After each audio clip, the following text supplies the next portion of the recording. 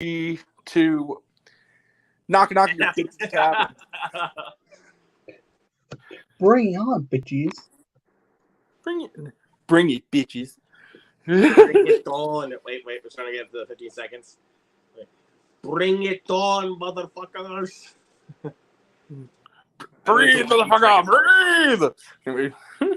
Fuck yeah! I was just thinking about freaking Corey from Double Toasted when he was reviewing Alvin and the Chipmunks, the road trip, and he's just like talking about the road trip shipwrecked. How about this? Monk you, motherfucker! Monk you, motherfucker! All right. So, now everybody, so this is the summer movie season finale, basically, review stream. We got Luke Ponto, we got Jared Runner, we got two other tardy Toms who are hopefully going to come, Becca Sandergaard and Movies and Trains. Movies and Trains is always late, let's be real. I mean, yeah, he's always late. I got some lists you would agree and some you disagree. I think that'll be for all of us. I think I'm the same. I mean, I think some of these on my best list are definitely going to be like questionable choices, but just I want to before we go further. Let's just say this is all our opinion. Yes. Don't be don't any of you down in the comments or in the chat. Don't be criticizing us for having different takes. I'm looking at you, director of Winnie the Pooh, Blood and Honey. You fucking piece of schmegma. Reese Frank Waterfield, make better movies, man. Like, either make better movies or just stop making movies. I think I speak for all of us when I say very likely at least two of us are going to have your movie on our list. Or no, wait, no, we don't, because it's the summer. That's right. That's okay. You get a break. Yeah. Okay. Yeah. You're lucky, Blood and Honey. You actually because it came out in February. Good for you. Good for you. All right, now let's begin, gentlemen, with a song. View with Drew, right in key. Let's go. You're about to hear my velvety voice. All right. Give me a moment. I have a song. I'll do the count. 1, 2. 1, 2, 3, 4. This is called Grand Trapeze Theater presents the films that will not be on either his best of list or his worst of list. Here's Becca Sandergaard. Just in time. Okay, we're going to start from scratch. Let's just get it. God damn it. Come here, you bitch. So, Becca, I'm about to perform a delightful song, everybody. Oh, no. Is it going to be the Asteroid City one? Count again. 1, 2. 1, 2, 3, 4. Grand Trapeze Theater presents the films that will not be on either my best of list or my worst of list. Oh. All right, you ready? Yeah. It's a goal. Okay. Cow now, brown cow. Book Club, the next chapter. Hypnotic Crater. Fast X, White Men Can't Jump. Postacalypse. Little Mermaid. Are you trying to do About My Father. What? Yeah. Outside of what? Wait. Okay, I'm gonna start over. 1, 2, 1, 2, 3, 4. Book Club, the next chapter. Hypnotic Crater. Fast X. We're off to an amazing start, guys. He's doing it on Just a purpose. great start. Let's try that. Now we got to do that again. We're doing it on purpose. Okay, everybody, shut the fuck people. up. Focus. Okay, 1, 2, 1, 2, 3, 4. Book Club, the next chapter. Hypnotic Crater. Fast X, White Men Can't Jump. Postacalypse. The Little Mermaid, The Machine, About My Father, The Boogeyman, Shooting Stars, Transformers, Rise of the Beasts, The Country Club, Flamin' Hot, No Hard Feelings, World's Best, Ruby Gilman, Teenage Kraken, Prisoner's Daughter, Sound of Freedom, Insidious, The Red Door, The Outlaws, The Miracle Club, The Beanie Bubble, Stephen Curry, Underrated, Circus Maximus, Zoe 102, Haunted Mansion, Love and Tie Pie, The Last Voyage of the Demeter, Millennial Hunter, Miguel Wants to Fight, Puppy Love, Gran Turismo, The Hill, Retribution, Mass Donnie, Slaughterhouse. And Thank you. Let's begin now, motherfuckers. All right. Enough of the All clapping right, competition motherfuckers. here.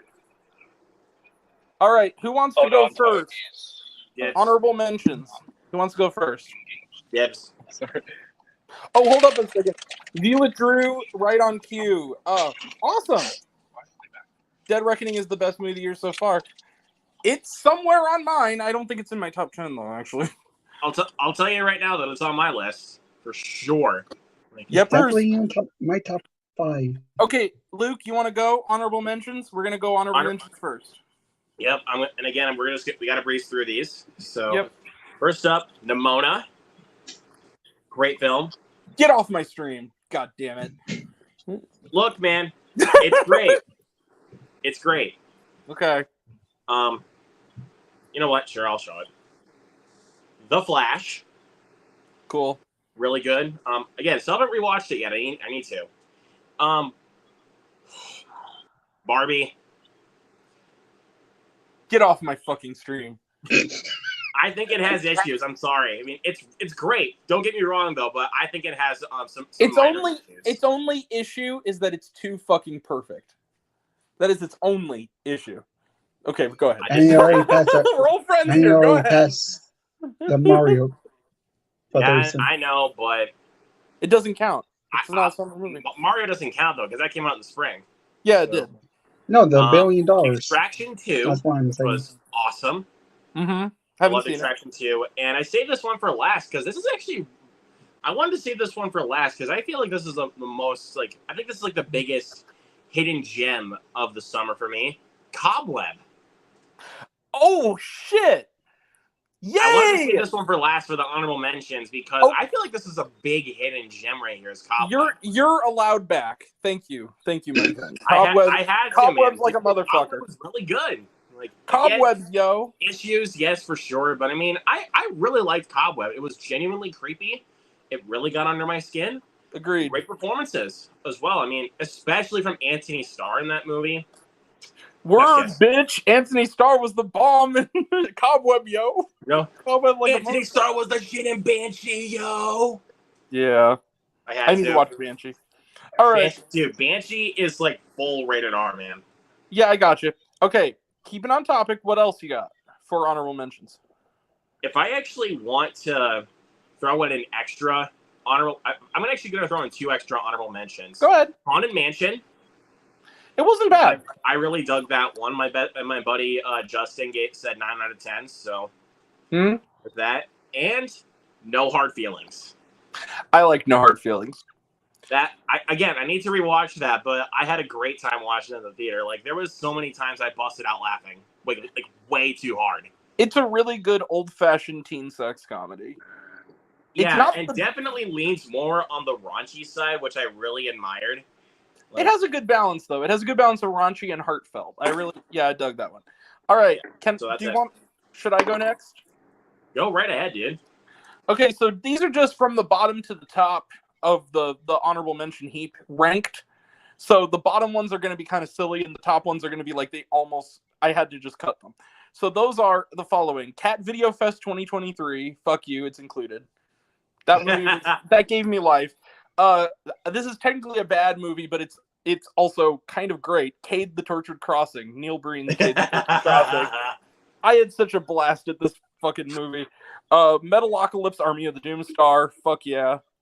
The Venture Brothers, Radiant is the Blood of the Baboon Heart. Go Team Venture.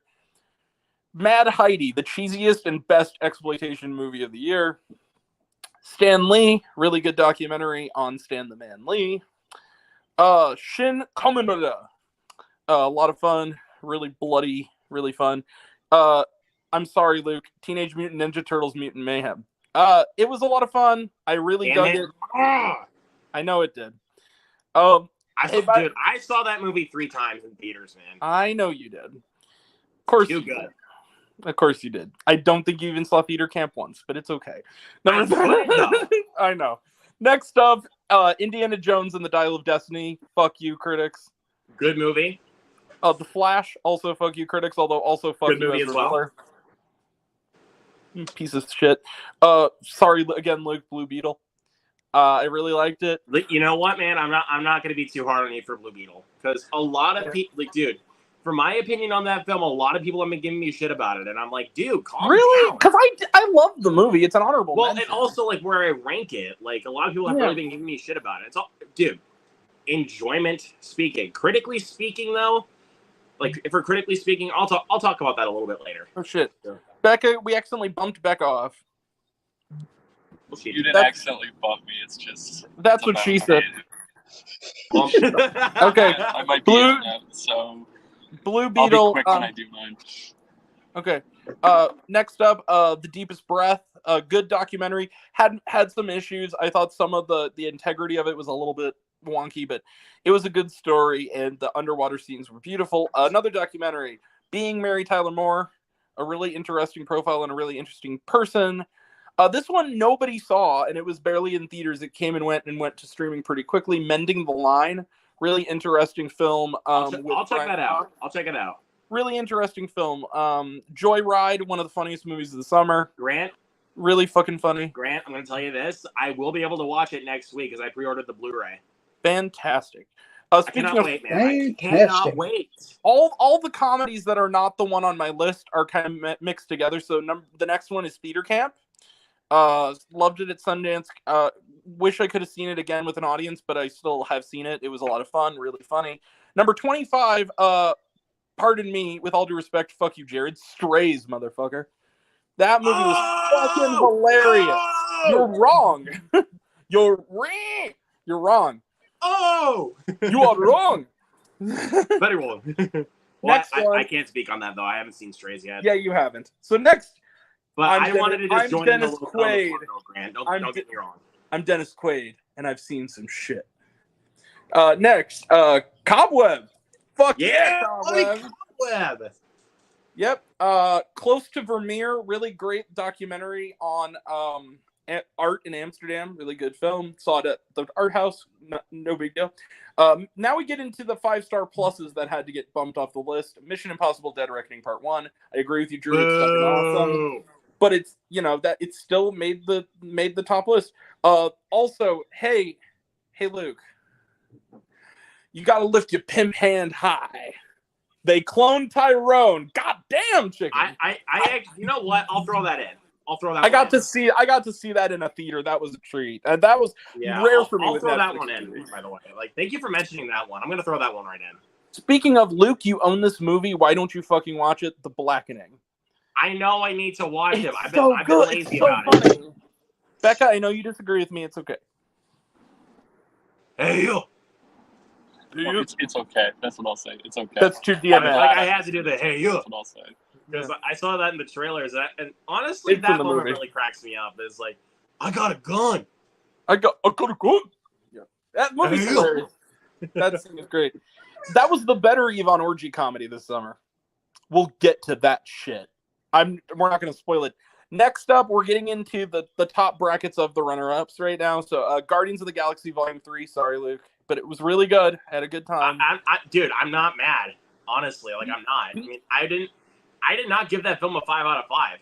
Oh, really? That's I gave it a really high 4.5. So yeah. Next one, you guys are going to crucify me. Spider-Man Across the Spider-Verse. It was close. Hey, Grant. Yeah. Even though I love the movie still, I bumped down the score slightly. Okay, fantastic. I'm just saying that. I bumped it down slightly because it's not a complete movie. Well, I need to see Beyond the Spider-Verse in order for it to feel complete. Gotcha. Next one, Call Me a Sap.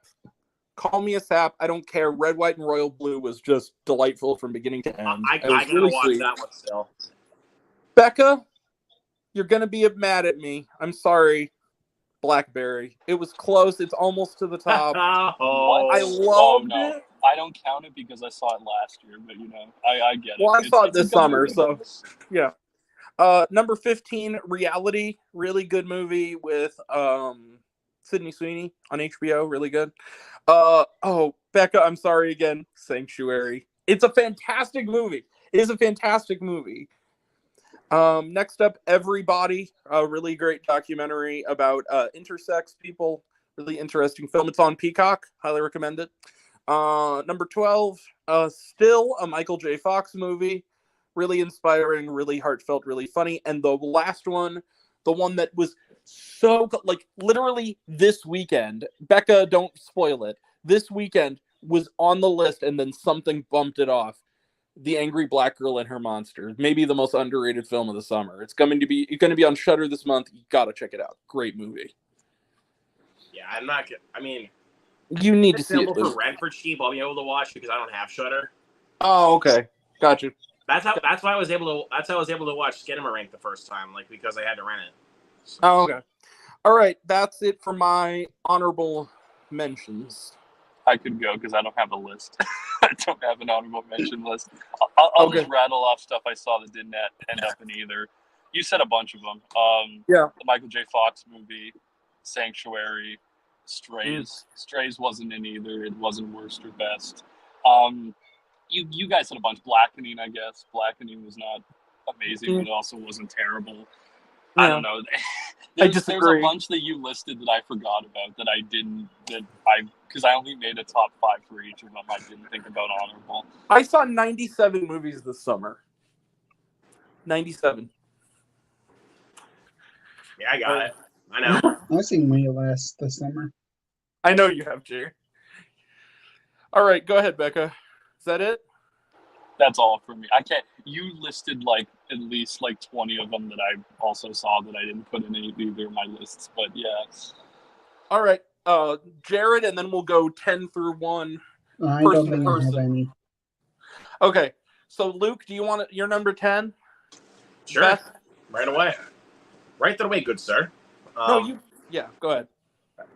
That's why I was saying that. You know. Yeah. Anyway, so my number 10. This actually may shock some people, may not, but every time I think about it, every time I listen to the music, I just go to a happy place. The Little Mermaid. Okay, I like this movie. Just brings me to my happy place. I have no complaints because, the music, the romance, it just really tugs on your heartstrings from time to time, and it's just. Yeah. That final battle sequence between Ariel and Prince Eric and Ursula. Yeah. Awesome. I have to say that one part that actually got pretty close to touching me, and you got to remember, I'm not a fan of the original, so that probably helped, was the quick little reprise she does of Part of Your World when she gets him to shore. That was really touching. Bro, that scene alone melted my heart. It was really. It actually made the love story better than the original for me. That part. They actually gave Prince Eric a character. They didn't make him look like, oh, he's the attractive guy that Ariel has to kiss. Oh, and also, dear critics, Uncharted Waters is a fucking great song. You're wrong. I love that song. I will fight to the death. Good. But the Scuttlebutt, I'm kind of with you on the Scuttlebutt. That was kind of out of place. But I thought it was funny. I know you did. It is catchy, that is for sure. I mean, yeah, it's definitely out of place. I will agree with that, but I thought it was hilarious. It's Lin-Manuel Mirandaing where he doesn't belong. So when you have a movie with Lin-Manuel Miranda doing some song lyrics to a movie, it's you gotta expect something like this. Well, but look, if it was in the Heights, it would be fine. But it's Little Mermaid. I kind of feel like that was a little bit of okay, now you're just showing off. But yeah, it was cute. It was cute, I guess. All right. Any other thoughts, everybody? On his number 10? Honestly, one more thing I could say. It's a good movie. It's good movie. You sounded like freaking Yaya from Jimmy Kimmel Live. It's good movie. It's a good movie. It's good. I'm Yaya. I'm here to talk about the movie. I had to. I just had to. This Angelina Jolie, and she starred in that movie like Angelina Jolie fight Brad Pitt. Brad Pitt tried to kill her with gun. Good movie. Anyway, so going in the original order, I guess I'm next.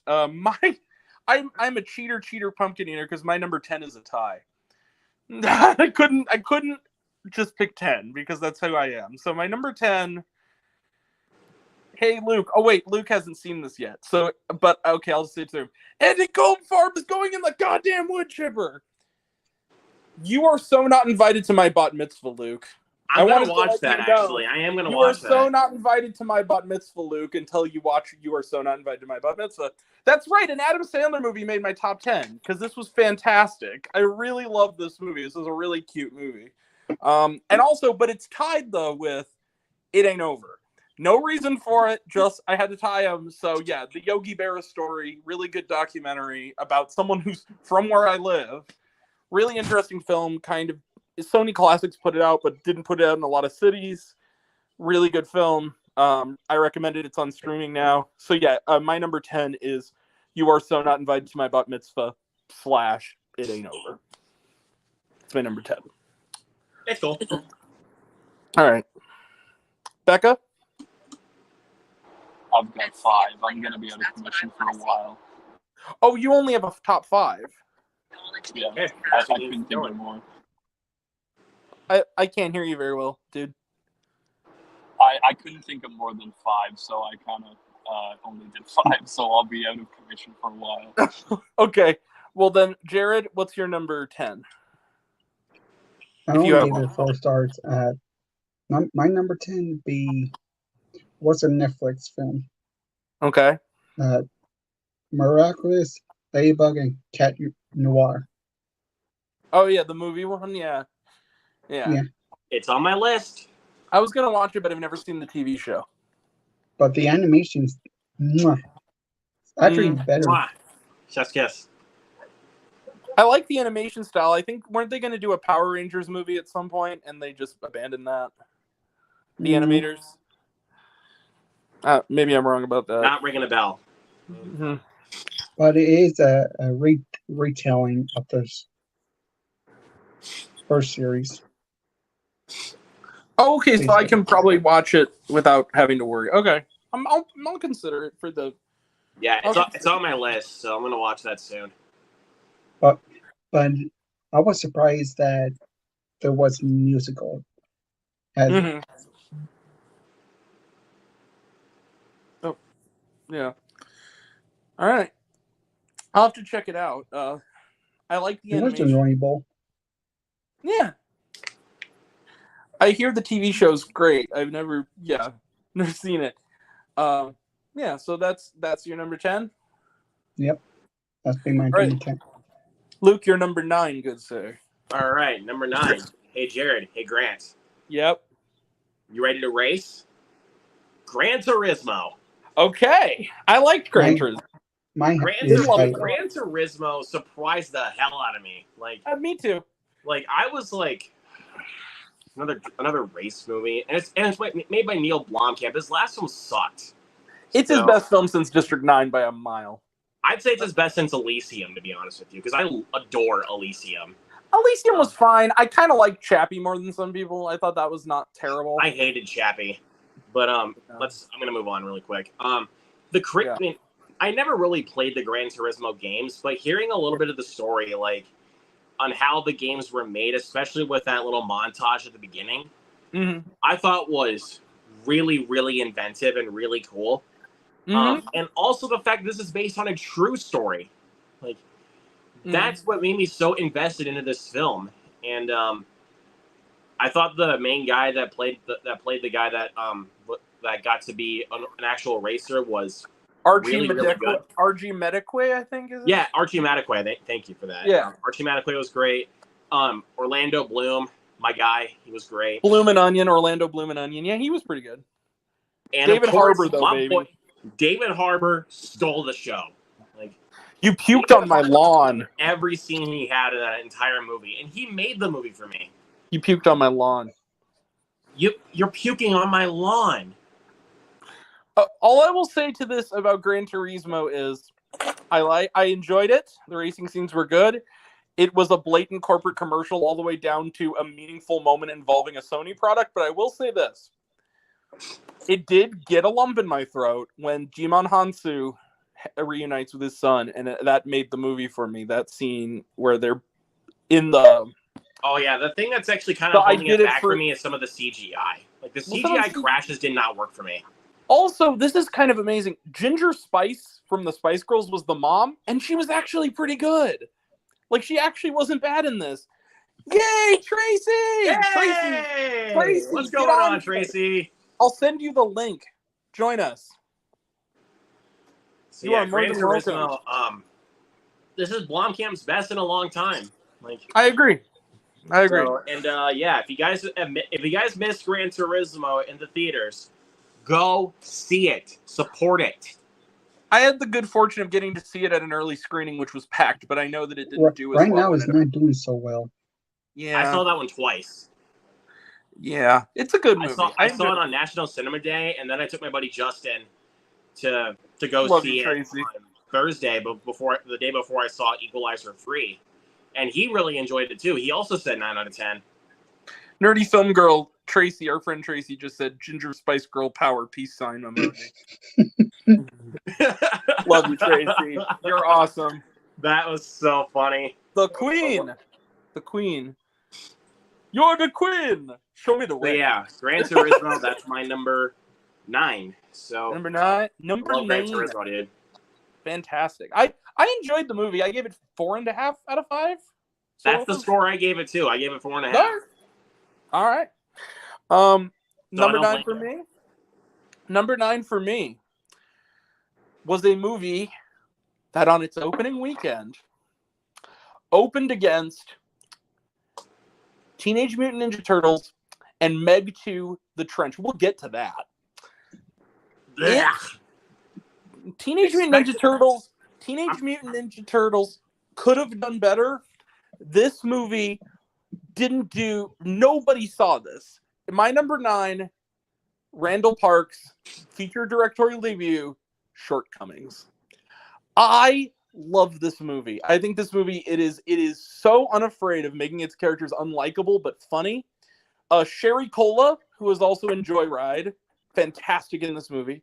Justin H. Min from the Umbrella Academy is the lead here. I mean, Twisted. Yeah.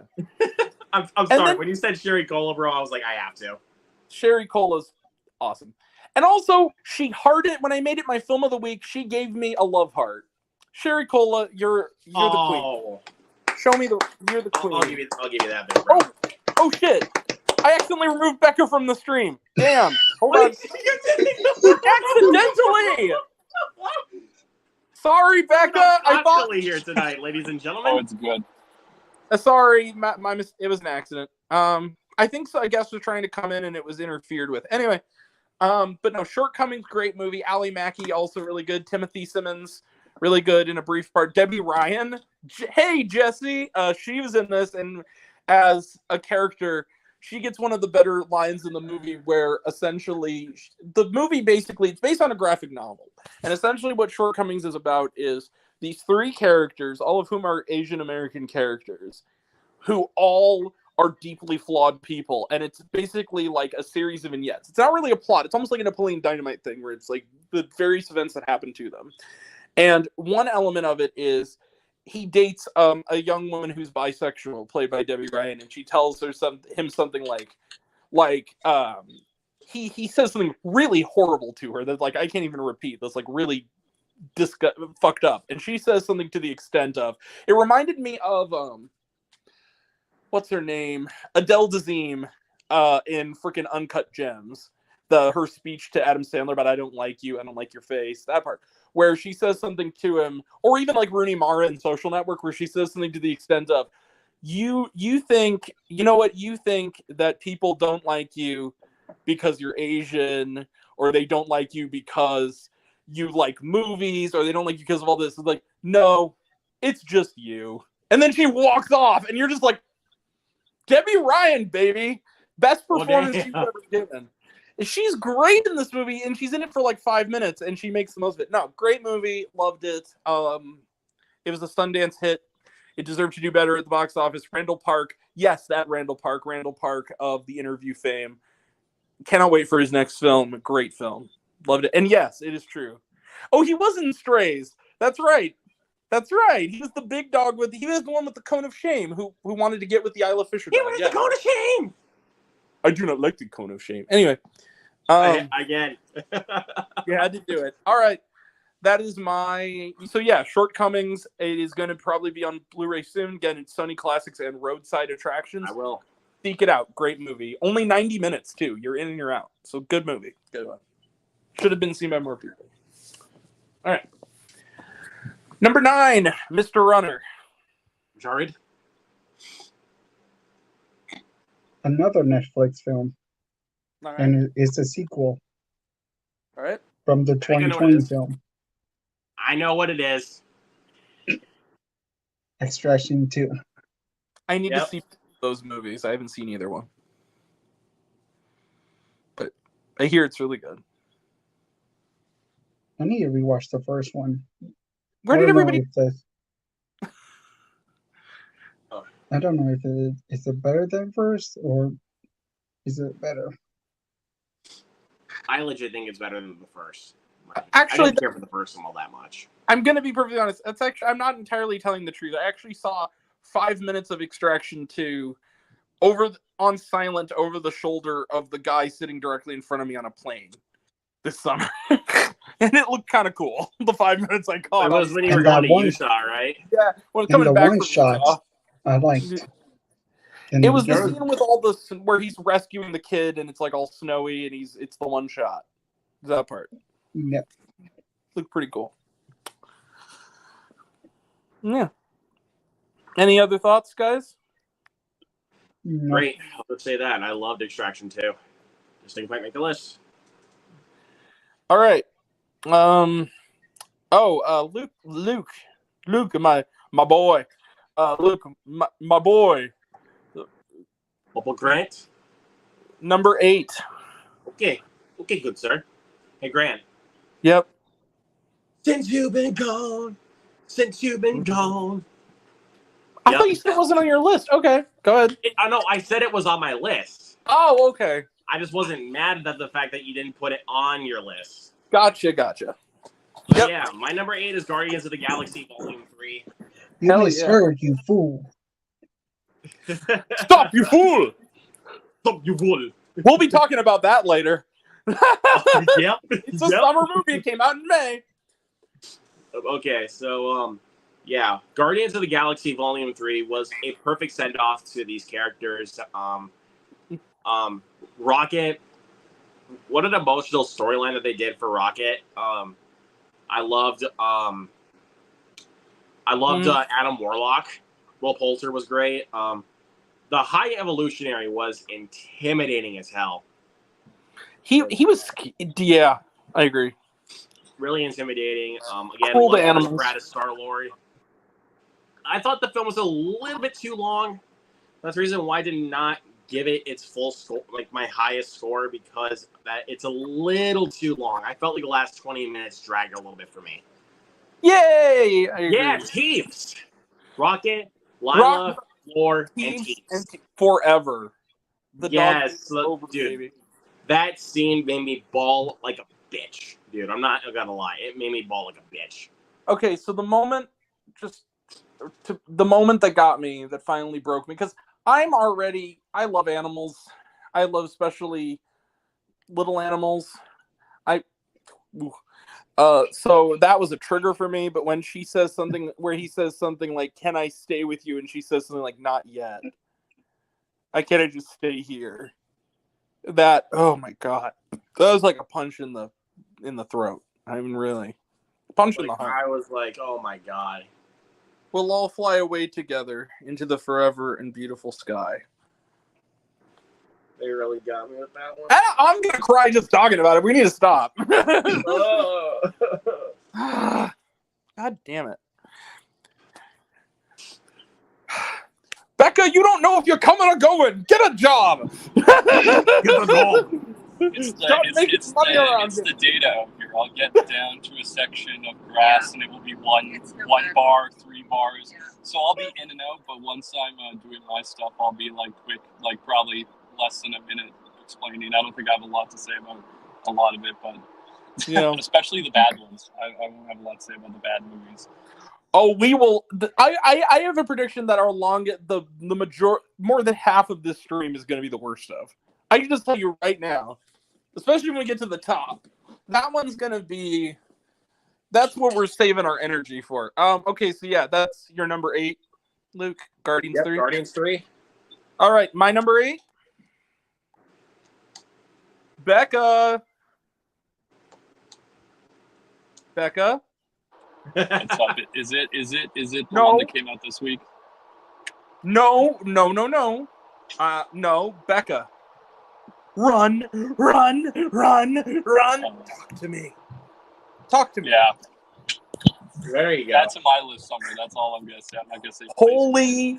Holy fucking shit. That movie is the most fucked up movie of the year in the best way. That is like my friend Ryan saw it 4 times in one weekend. I'm like, dude, how do you not want to freaking hang yourself after that?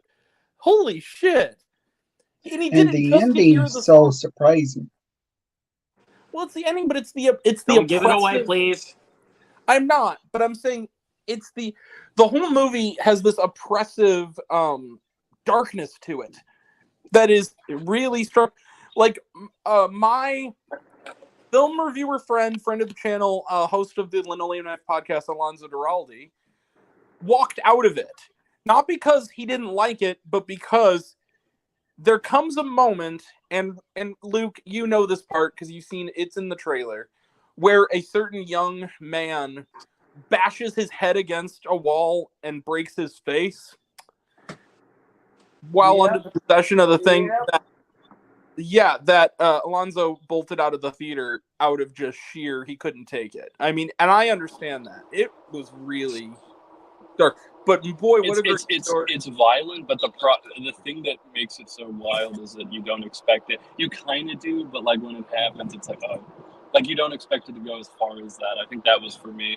That even with like the scene where she looks into hell, that's another one where I was like, oh, we went really far with this. Okay, I didn't expect that. Right. But I cannot wait for, first off, the prequel and sequel that's in the works, and 2, apparently Raka Raka, the 2 brothers who did this, the Philippou brothers, you know what their next big movie after the Talk to Me movies is the Street Fighter reboot. I'm for it. I'm here for it. Do we really need a sequel? Not a sequel, it's a reboot. It's the legendary Street Fighter. No, I'm talking about Talk to Me too. Well, they're going to do a sequel and a prequel. They already shot the prequel. See, does it really need it? No. No, but they're going to do it anyway. It made money. And also, it's giving not every movie needs a sequel or prequel. You know what Talk to Me 2 is going to be called? Talk to Me. You get a promotion, Talk Johnny. To me. And the hand is like a 2. Cute. Yeah, Talk to Me is my number 8. Fantastic. Number 8. All right, Jared. About me? Oh, yeah. Number 8. I'm kind of upset that it's failing at the box office. Okay. And it's a DC film. Yep, I know it. Mm-hmm. Blue Beetle.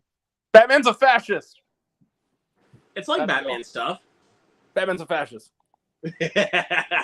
George Lopez is amazing in that movie. He took my taco truck. You took my taco. What taco? So you just go. No, that scene we were talking about in our spoiler talk. That scene, the freaking like, oh my god, when he's outside and they're trying to have a conversation, he's so just losing funny his to shit. me. Oh my god, that was great, dude. And I'm not gonna lie, when I was watching him flip out like that, I was like, he's reminding me a lot of he's basically reminding me a lot about Rex from Sex Drive, like treating the judge as his baby. Down with the imperialists, you go, Nana. And that's one scene from it. Where did it go?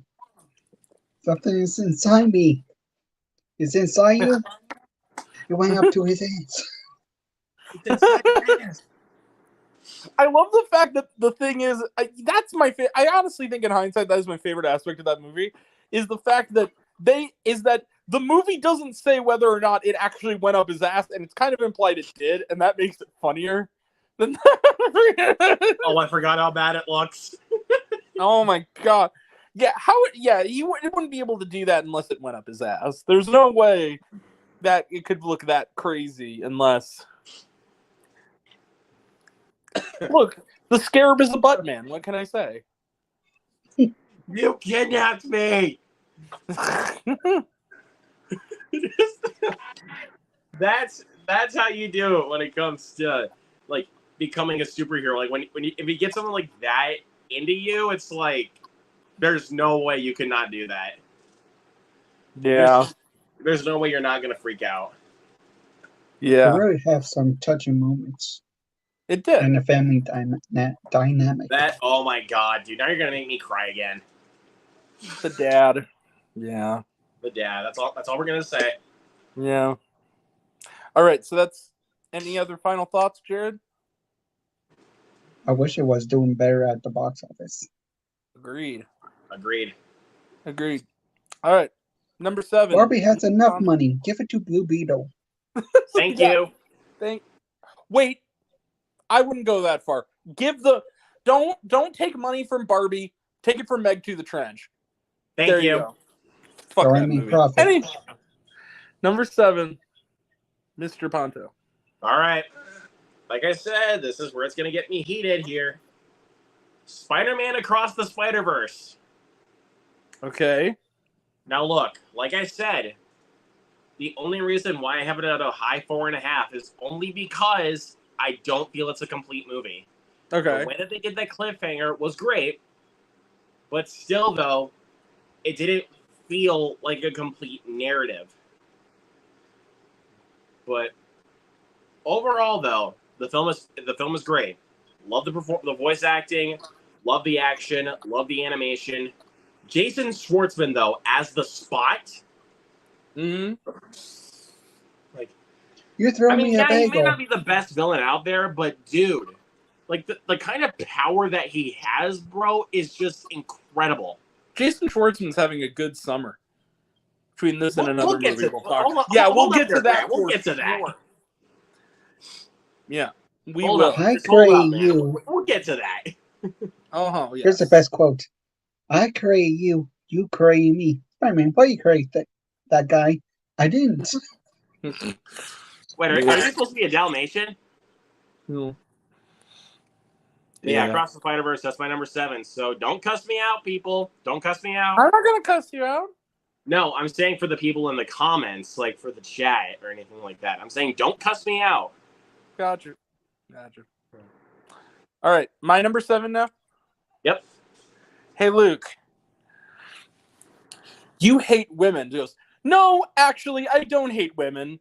Maybe I just hate you. You hurt my feelings. So this movie... How did I hurt your feelings? That's the name of the film. Nicole Holofcener does it again. You're missing the point of the joke. Hey, Luke. You hurt my feelings. No, that's the whole point of the joke. Okay, the first person who says, okay, white people problems, whatever. I don't give a shit. It's a movie that is relatable to me as a white person. Who gives a shit? This movie, it's hilarious. It's hilarious. It's insightful. It's moving. Julia Louis-Dreyfus is a goddamn national treasure who needs to be in more movies, like now. Tobias Menzies, who I was unfamiliar with really until this, fantastic in this movie. David Cross and Amber Tamblyn, very funny as a married couple who are, seriously need therapy, but are unwilling to have it. You got Michaela Watkins in there. Really great cast. I love this movie. This movie's hilarious. And it has a lot to say about human nature. And You Hurt My Feelings is my number 7. Great movie. Yep. All right, Jared, number 7. I'm not going to spoil it. I'm not going to spoil where it is, but I'll tell you, it's a little bit higher on my list. Oh, that's right. You saw it. I did. That's right. Oh, okay. All right. So yeah, it On will number be on my 7? list. Yeah, So number 7. Yep. You already talked about this. Run, Okay. run, run, run. Yay! Talk to me. Talk to me. I let you Again, in. don't give away too much though, because I still haven't seen it. I know. Good movie. Yeah, Talk to Me was a big surprise for me. Mm. Talk to me. Talk to me. I like you. Yeah, this Oh movie. yeah, and where's my card for this? I know I got one of those. Got a card? Yeah, because I ordered something from the A24 shop not too long ago, and I got this image from Talk to Me. Nice. If you know what it is. What is it? Oh, Luke, you're frozen. Oh. Yay! I'll grab this, and then pretty soon I will grab that Marcel Blu-ray. It made my top 25 of last year. After Sun. Great movie, man. Great movie. It's so heartbreaking too. It is. It's even more heartbreaking when you stop and think about it. All I'll say about this, because it doesn't count because it's a detour, but After Sun, that little girl, that kid, phenomenal. She's going to be a movie star. That kid. Without question, man. She was amazing. Like, we all know Paul Mescal can do it. She was fantastic. Yeah. I got all right. nothing after that. Hey, Movies and Trains is in the house. Hey. Yeah! I'm late. We I got apologize. You're always late. Movies and Trains in the house. It's a party every week, baby. Movies and Trains is the best anime. Sorry, I missed your excellent song, Grant. Yeah, you did. I gotta watch the replay for it. Okay. Also, sorry I look extremely blue for some reason on this. And also, my red LEDs are coming up as orange for some stupid reason. Okay, so he's Blue Beetle. What's your 10 as through 7? This is just for the summer. So for the benefit of Mr. Trains, let's all quickly. Mr. Do you have a top 10 or a top 5? Top 10 best or top 10 worst? Either. We're on the best right now. So. Yeah. Okay. Best. I have a top 10 and then 10 honorable mentions. Okay. Well, let's 10 honorable mentions. Well, can we quickly? Do you know what ours are? So 10 for us was. Let me try to think. Little Mermaid. Little Mermaid. You are so not invited to my bat mitzvah / It Ain't Over was my number 10. And Jared, yours was. I think it was Miraculous Ladybug and Cat Noir. And then number 9 for me was Shortcomings. Gran Turismo. I forget. Yeah, my number 9 was Gran Turismo. Jared, what was your number 9 for Movies and Trains? Attraction 2. Okay. Number 8 for me was Talk to Me. Yeah! Mine was Guardians of the Galaxy Volume 3. Jared? Blue Beetle. Blue Beetle. My number 7 was You Hurt My Feelings. Spider-Man Across the Spider-Verse. And Talk to Me. Just saying though. Talk to Me. You guys already heard my thoughts. Like for anybody that is watching that watched right now, you guys saw it. You guys know my thoughts. Don't murder me. Yep. All right. Okay. You are fine. You are I fine. know, but I just feel like a lot of people are going to murder me for this. All right. So, Movies and Trains. Let's give Movies and Trains a chance. Give us your honorable mentions and your 10 through 7, please. Okay. So, honorable mentions, no particular order. We have Indiana Jones, The Dial of Destiny, The Covenant, They Clone Tyrone, Nimona, Extraction 2, and actually, I would like to say Extraction 2, Nimona, and They Clone Tyrone would probably be on the list, but I'm just talking about theatrically released movies for my top 10. Okay. Just saying. So, yeah. Yeah, and then Fast X, Transformers Rise of the Beasts, Blue Beetle, The Last Voyage of the Demeter, and No Hard Feelings. All right. Now, you broke a rule, Mr. Trains. Uh-oh. You had an April movie on your honorable mentions. I did? What was that? The Covenant. I thought that was May. No, it was April 23rd. No, It was April. Crap. It was Okay. April. I did break a rule, didn't I? Okay. We'll strike So, it from the record. I thought you were gonna do the Fight Club joke where it's like, I broke the first rule. Oh no! You better shoot me. I don't know. Had What are to. y'all gonna do? What are y'all gonna do if I break the first rule of Fight Club? All right, 10 through 7. All right, so number 10. I think Luke's gonna be happy about this one. Asteroid City. Yay! I mean, it's not my personal favorite Wes Anderson movie, but I don't think anything could really beat Fantastic Mr. Fox or Grand Budapest Hotel. Moonrise Kingdom for me. Yeah. But Asteroid City is a ton of fun. I mean, it's got a really cool setting, great performances. I just don't really love how the ending of the main story just kind of like ends. But It's just like, I mean, I disagree, yeah, Gary. I somewhat agree with you on critical speaking, but it's like, I kind of felt like that's what they were trying to do. They weren't trying to just like extend the rest of like the main storyline. They weren't trying to extend it as like a metaphor. It's a metaphor. yeah, I do like the a jabs big at metaphor. That's what it is. yeah, I do like the jabs at Hollywood though. I think those are kind of funny. But yeah, This is why, like, I want to say this really quick before you move on. Yeah. For anybody that did not like this movie on first watch, give it a second try. I agree. Give It it was a even second better try on the because second watch. I promise you, you will find a lot more things like to admire than what you did before. I can't speak for Luke, but I think I speak for Luke when I say that this is not the last time Asteroid City will be mentioned on this particular list. Oh yeah, for sure. Yeah. Also, best part of the movie is Bryan Cranston. Day. I don't think I'm supposed to be here or something. Margot Robbie's the best part of the movie. But Bryan Cranston. I love that the bit where I'm still on the Jason Schwartzman train. I love the bit that they break the fourth wall with Bryan Cranston though. It's just that was great. Having Bryan Cranston. Am I not supposed to be in this part? Yeah, am I not supposed to be in here?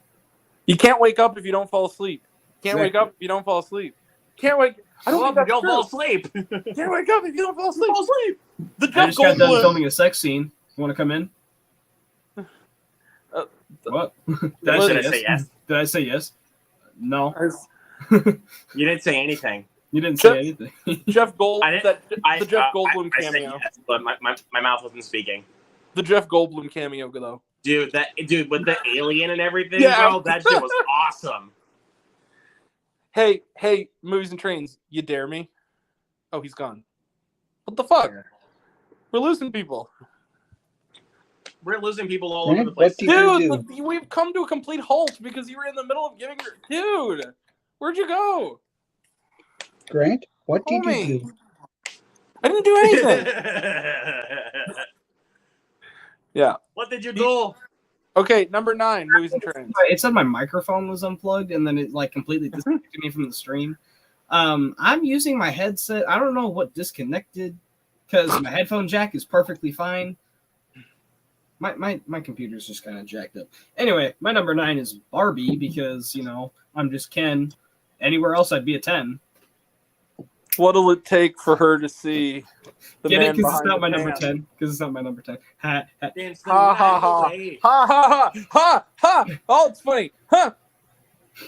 It deserves to be Does higher. anybody wish they were dead? That was What? dark. What? That's not the line. You guys That's ever what I think thought about it was. dying? That's what I remembered, dude. I haven't seen that movie since it came out. It's you got. Do you guys ever think about dying? That's the line. You guys ever think about dying? Yeah, Oh, I was haven't kind of seen that. paraphrasing the line. You made it darker though.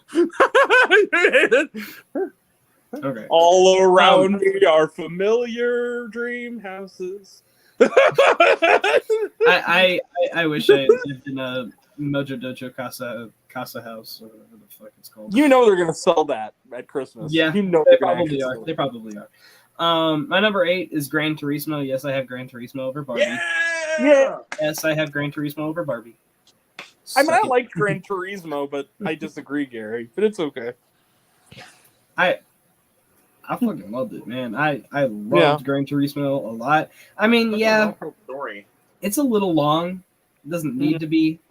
And it feels like a completely different movie by the end of the movie. And it's kind of strange, but I mean, it's still a great movie. I think probably one of the best video game adaptations of sorts. Mm-hmm. Definitely one of the best. Definitely one of the best. Yeah, for sure. So yeah, I really like Gran Turismo. And then number 7 for me is The Flash. I mean, regardless of crap CGI, I still really enjoyed The Flash a lot. It was that way on purpose, didn't you hear?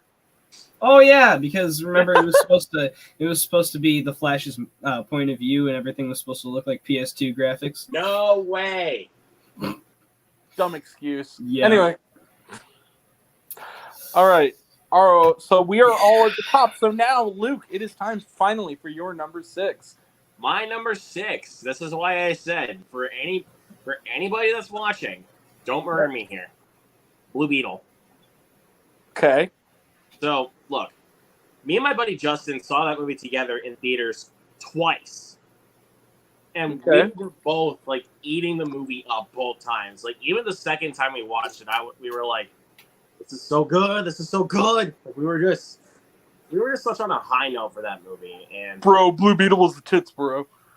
Jolo was the shit in Blue Beetle, yo. But yeah, Blue Beetle. I love the family dynamic. I love Jolo Dueña as the character. The action was great. I love George Lopez. I mean, yeah, critically speaking, the villains aren't really all that great, but when I found that this is an origin story, I kind of came to accept that, because it's like, I don't feel like they're really going to do anything new with this kind of trope of a superhero origin story. So it's like, yeah, I get it. So, I didn't really have a problem with it, to be honest. And the suit was practical. Thank you. That is true. I feel like also, I will tell you this: the CGI in this film looks way better than the Flash. It does. Well, It only cost about 104. It looks decent. That's why. Dude, compare the two budgets: $300 million for the Flash, $120 million for Blue Beetle. Hey, like that, yeah. Hey, dear movie studios, respect and pay your VFX artists, you bastards. Thank you. Give them your actors, and your actors, and your writers, and your video game actors developer. Yeah. And VFX. Yep. So guys, we covered the waterfront when we talked about Blue Beetle earlier. All I will say to add is that Margot is still my queen, but if I'm in the company of a sister wife, the girlfriend in this movie will do just fine. She's hot as hell. Yes, Jenny. I don't know where this woman came from, but she's gorgeous, especially in the leather jacket. That's exactly what Justin said. Like, dude. Damn. Yeah, and I looked it up. She's my age. Calm down. I know. She was born in 1995. I had to fact check. What age I did. I mean, I always did do. definitely. Like, I'm not gonna lie, Grant. She did kind of look your age. So She you're talking about way older than him. That's for talking sure. about Jenny. Oh, Jenny. Okay, I thought you were talking about Millie for a second. I was like, whoa, wait. I Get the hell out of here. You said girlfriend. I thought you meant sister. I thought you said sister, not girlfriend. I think no, he was talking about the girlfriend, Jenny. Yeah. I think I speak for all people with a brain when I say that I would be her Forrest Gump any day. Anyway, yes. Jenny. Well, if you're Forrest, call me Lieutenant Dan. I'm crippled. People call me you ain't got no legs, Lieutenant Dan. Lieutenant Dan, ice cream. Yeah. All right. Stop making fun of about the best movies of this year. Not we need to stop making fun of cripples. 1994. We need to stop making What fun are of we cripples, doing? man. We need to stop making fun of cripples. We gotta keep moving. Yeah, we really do. I'll say it's my number 6. Yep. Mm-hmm. Becca Sandergaard.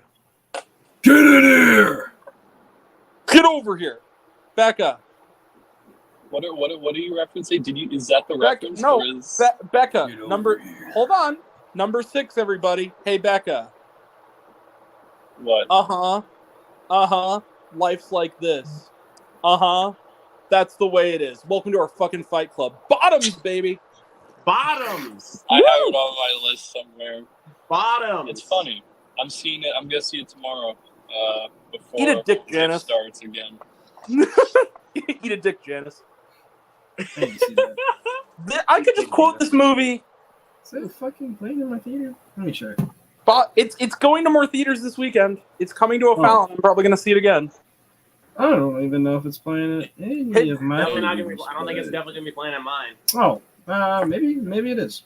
Let Hey, me just Becca. check. So how good? First off, hey Becca. As the fact that Now I think I'm gay because I don't think I am. I think I just like gay porn. I the best love part this is movie. I'm surprised I that love some of this these movie. jokes, you know, Yeah, like there's It's some not stuff in playing that in the movie I'm theaters. surprised they were even allowed to still do. Dude, okay, this movie is delightfully mean-spirited, funny, weird, out there. This is like the demon hellspawn of the most coke-fueled Adult Swim short and fucking Mean Girls. Like this I is. was surprised when they did the Heathers reference as like a side plot for 3 scenes. I was like, that's kind of dark that they did that, but Emma it was Seligman. funny. Emma Seligman, you are a genius. Never stop making movies. Between this and Shiva Baby. And here's the other thing. How good is Bottoms? Football MVP Marshawn Lynch is amazing. And he's That is funny. how fucking good this movie is as the teacher. I don't think he's ever Grant. acted before. I regret to inform you, Grant, but Yes. it is not playing at any of my theaters. No. He's going through a divorce, so he just like that's like. No, Grant, what did you think of the needle drops in that movie? It's very 2000. You Dude, could tell that she's dude, my age from like dude. the needle drops. You know what? Honestly, low key, my favorite joke in the movie was the fact that they played Which one? nearly all of "Complicated" by Avril Lavigne, and right when they got to the frickin' coda, they did a frickin' record scratch. Like that Yeah. was just so funny to me that they went through the whole song and did like a sad montage, and then Punky Johnson shows up and it's like, I didn't when that song played. I was like, oh yeah, she's definitely my age. That's wild. It's a good scene too. It is. I was at the Alamo Draft House, and I wasn't at the Alamo Draft House. I was at the Alamo Draft House, and the pre-show for this, it was all softcore porn trailers for cheerleader softcore movies. Fight Club, the trailer for Fight Club, the trailer for Ladies and Gentlemen, The Fabulous Stains, and Times Square with Tim Curry, and then the entire music video for Total Eclipse of the Heart. And it made this whole movie.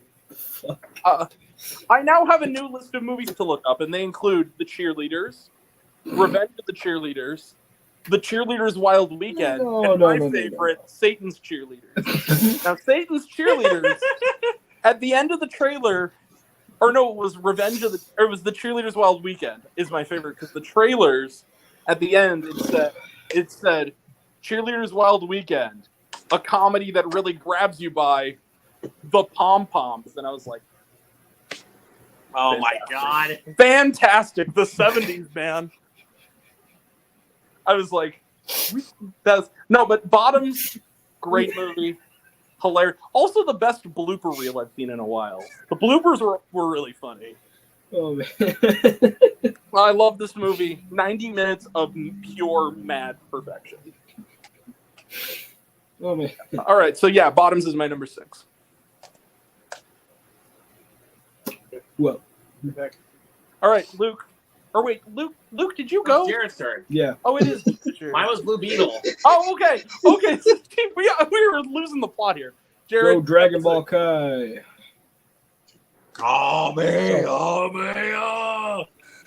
Okay, first off, what? Second off, the fuck?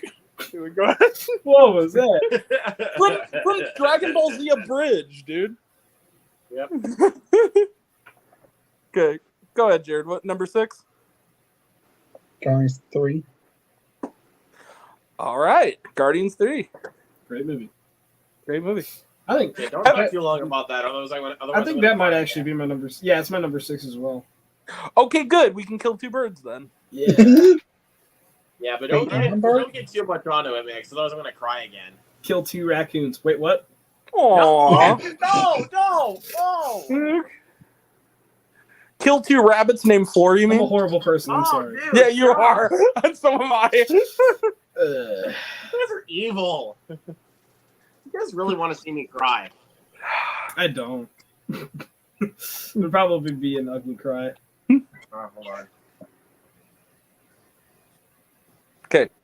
Anything to add about Guardians? We're just dead silent. I don't want to kill a raccoon or an otter. I hope not. That's about it. I sure hope not. Jared, anything to add? Did I just It might be one of the best trilogies now. On God. I agree. Actually, I do agree. All three are at least like I think 4 besides points. Captain America, I think the Guardians trilogy might be the best. Okay. All right. So those are your number 6. Luke and I covered the Rotter front, I guess, on Guardians because nobody's talking about Guardians. All right. That's the number 6. So Luke number 5. Oh no, wait. Luke. Well, yeah, we'll start with Luke. Luke number 5, and then Becca will be able to. I'm not gonna speak too much on this one because Grant, you already talked about it. You hurt my feelings. Yeah. Oh, I'm sorry. What did I do, Lucas? Yeah, but this one was great. Hilarious, heartbreaking at times. Great dialogue, very well written script. And Nicole Hofstetter, Hofstetter. Yeah. Fantastic director. I need to look more into her filmography if she's made anything else besides this. Enough Said is really good. It's very similar that's right. Forgot about that one. So highly recommend that one. But yeah, You Hurt My Feelings was fantastic, and it's the sole reason why I love A24. They really make good shit. Yeah, this one did it for me. And Mr. Movies and Trains, watch it. Yes, please watch it. Okay. I mean, I have it on Vudu thanks to Mr. Ponto. So. Yeah, I bought the Blu-ray, so there you go. Also, I don't know why, but Luke, remember for the John Wick Chapter 4 watch along we did with Jared? Remember, I don't remember if it was afterwards or during, but I was trying to learn how to whistle, like with your fingers. I can't wait. Yeah, I think you were doing that during the watch along. I still haven't figured it out. It's been 2 weeks. I can't figure it out either. Okay, I was going to ask if any of you know how to do it, because like I heard it's like you do one of these numbers. Oh yeah, by the way, stop hurting Luke's feelings, goddammit. I'm sorry, man. I'm sorry. I didn't mean to. Before we kept going, I was going to show you guys. I got 2 steelbooks of Across the Spider-Verse. 2 of them. And yet it's only number 7. Kill him. No, this was actually in a few days early at Walmart, so that's why I picked it up. This was actually in a few days early. All right. And then I actually pre-ordered this one. So. It's clobbering time. You hurt my feelings. Stop it! I'm sorry. Okay. I'm talking to these 2 fools down here. Oh, who you calling a fool? You fool! All right. Number 5. Good job this day, fool. Grant first. All I have to say. Okay. It's The Rock. No. Anyway. Okay. Number 5. Stop it, you fool! Stop, you fool! Oh, I got you. Stop, you fool! You got promotion, Jimmy. Why are you running? Why are you running? What? I don't play that. Have you not? Wait, Luke. Have you not seen that clip from that freaking Uganda? Or no, it was Ghana. That Ghana movie where it's like where the woman's on the girl's like, the guy just pops out the car. He's like, "Why are you running? Why are you running?" No, I was doing the funniest part from Medea Halloween where it's like, "Why are you running?" Like where she starts shooting at zombies and she was like, "Why are you running?" I wouldn't even say Medea Halloween's very funny, but you know. It's got some funny moments though. I can't lie. There is some moments that do make me laugh. It in fact does. All right, jump up out of this damn box. All right, Luke, you see how we just carry on? You see how I just carry on? All right, number 5. My number 5 now. Go. The king is here. Everybody shut the fuck up. Number 5. Sorry, I'm just kidding. Number 5. Hey, Luke. Now I've become death. the destroyer of worlds, Oppenheimer. Yeah, baby. We're getting into the good shit now.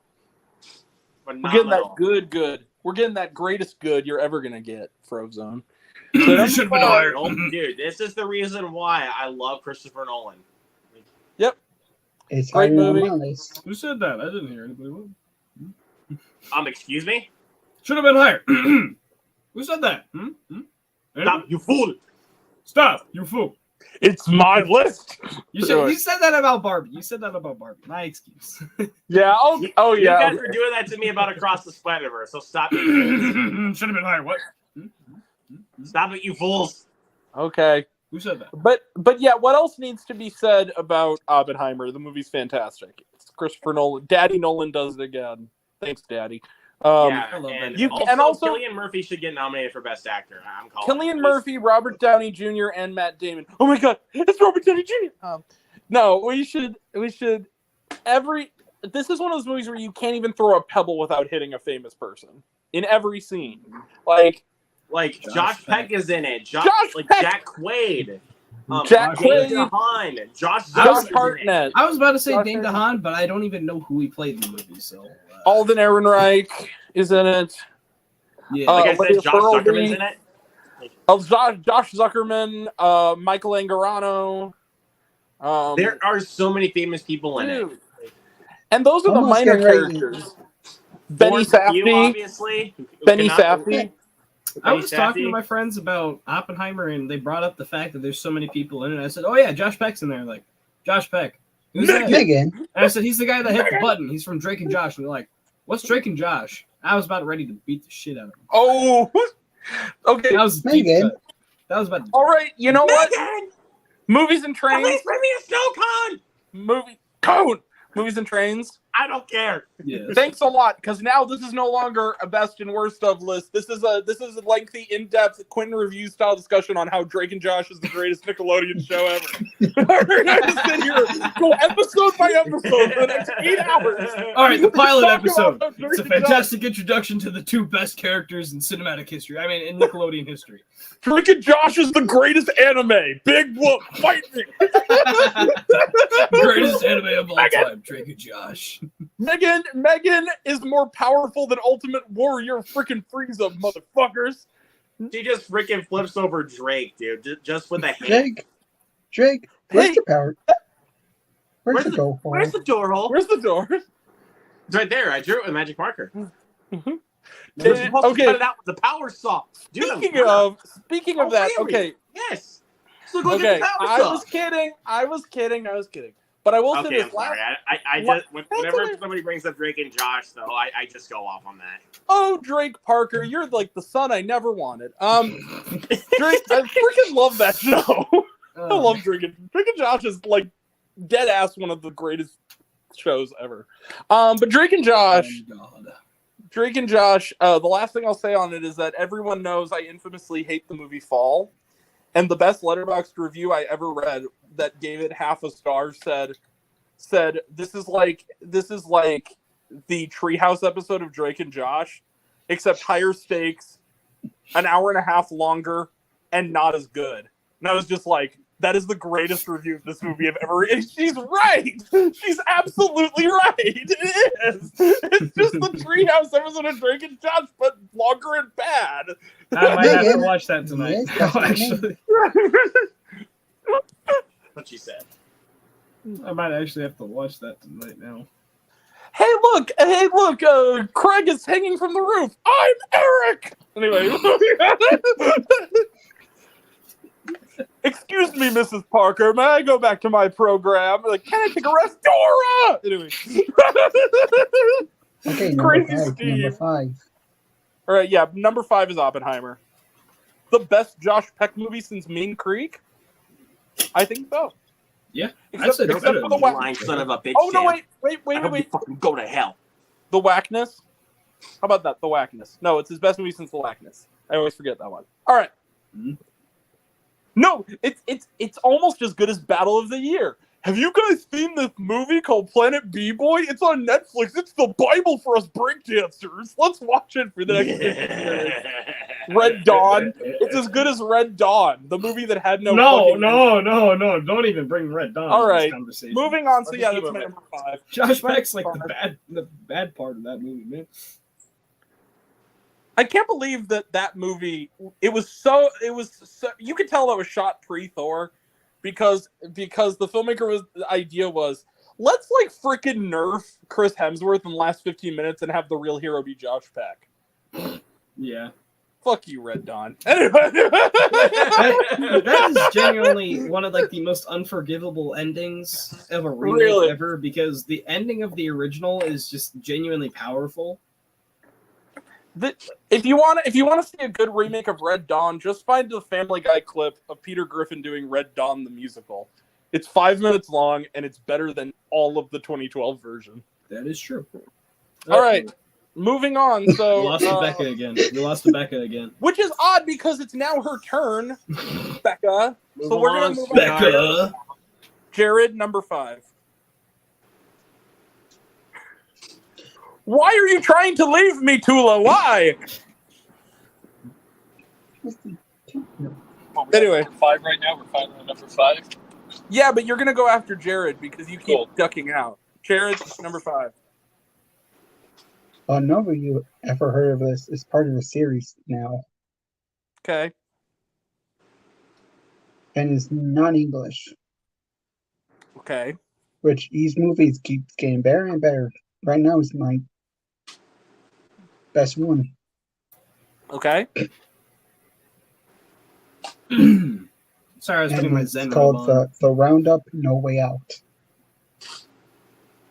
Okay, I have not even heard of this. You said it's on Tubi, right, Jared? Yeah, 2 of them. Okay. It's on Tubi. Okay. The first one is called The Outlaws, and the second one is called The Roundup. Oh, Outlaws! You mean that terrific comedy starring No, Pierce Brosnan and Ellen Barkin? I didn't hate that movie, honestly. If I had a no button, I would be spamming it right now. No. Oh, it has 100%. And right now, next Shut year, the fuck the up! 4th one comes out. Sorry. Shut up! I was like, do I have to do this? No. No! What? Okay, No. so I don't want to do that. I'm sorry. All right. Go on, Jared. Tell us about your movie.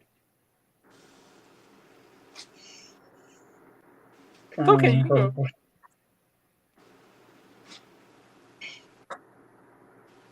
Great job, Luke. You broke Jared. Good job. No, it has 100%. I wanted to note it has 100% on Rotten Tomatoes. That movie. Like right now, it's at 4.5 number for me out of 5.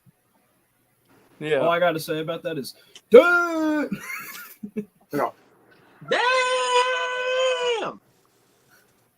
A 2-syllable damn. Yeah. That's the dream.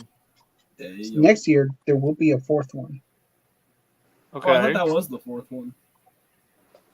No, he said it was the 3rd one, Oh. Movies and Trains. Get off I'm Twitter deaf and today. get back into the stream. Get off the stream now, dude. I'm not on Twitter. I don't have Twitter, yo. And there's already rumors. There's rumors about they're making all 8. Damn. Stop dead naming X. No, I'm not. I'm never call it X. It's Twitter. Goddammit. I say this: if the next year for the 4th one, if it's good, yeah. All right. Might be the best series yet. Behind Mission Impossible. I'll have to check it out. Sounds cool. All right. Becca, finally, at long last. Number 5. Number 5. It's funny because there's an actress in this movie and another movie on this list. She's just having a good year. Theater Camp. Theater Camp was really funny. I heard it was good out of Sundance from friends, and then I saw it like a couple months ago at it was like a press screening or something they were doing, And I was surprised at how funny it was. Like, it was like they balance like making fun of theater kids, but also like saying like how much they love theater kids, which I thought was great because, you know, the good and the bad of doing theater was presented in that movie. But no, Ayo Edebiri's side plot is probably the funniest part of the whole movie, where she has no qualifications. Oh yeah. She kind of just does the job and pretends she knows what she's doing. That's great. Ayo Edebiri has had a freaking great summer between that and Ninja Turtles and the Bear. And she's also she was in Black Mirror, but she was in the best episode for like 2 minutes. Oh yeah. Yeah, I started watching The Bear. It's a good show. It's a good show. I do need to get on that. It's only 2 seasons. I think it's on Hulu now, right? Grant? Yeah, it is now. It's only 2 seasons. Yeah, it's worth to watch. Yeah. So Becca, you don't have to say friends. We're all friends here. You know that I'm the first one out the gate who told you need to see this movie back in January. It's okay. I think so. I think it was you. It was Amanda the Jedi. I think said it was really good.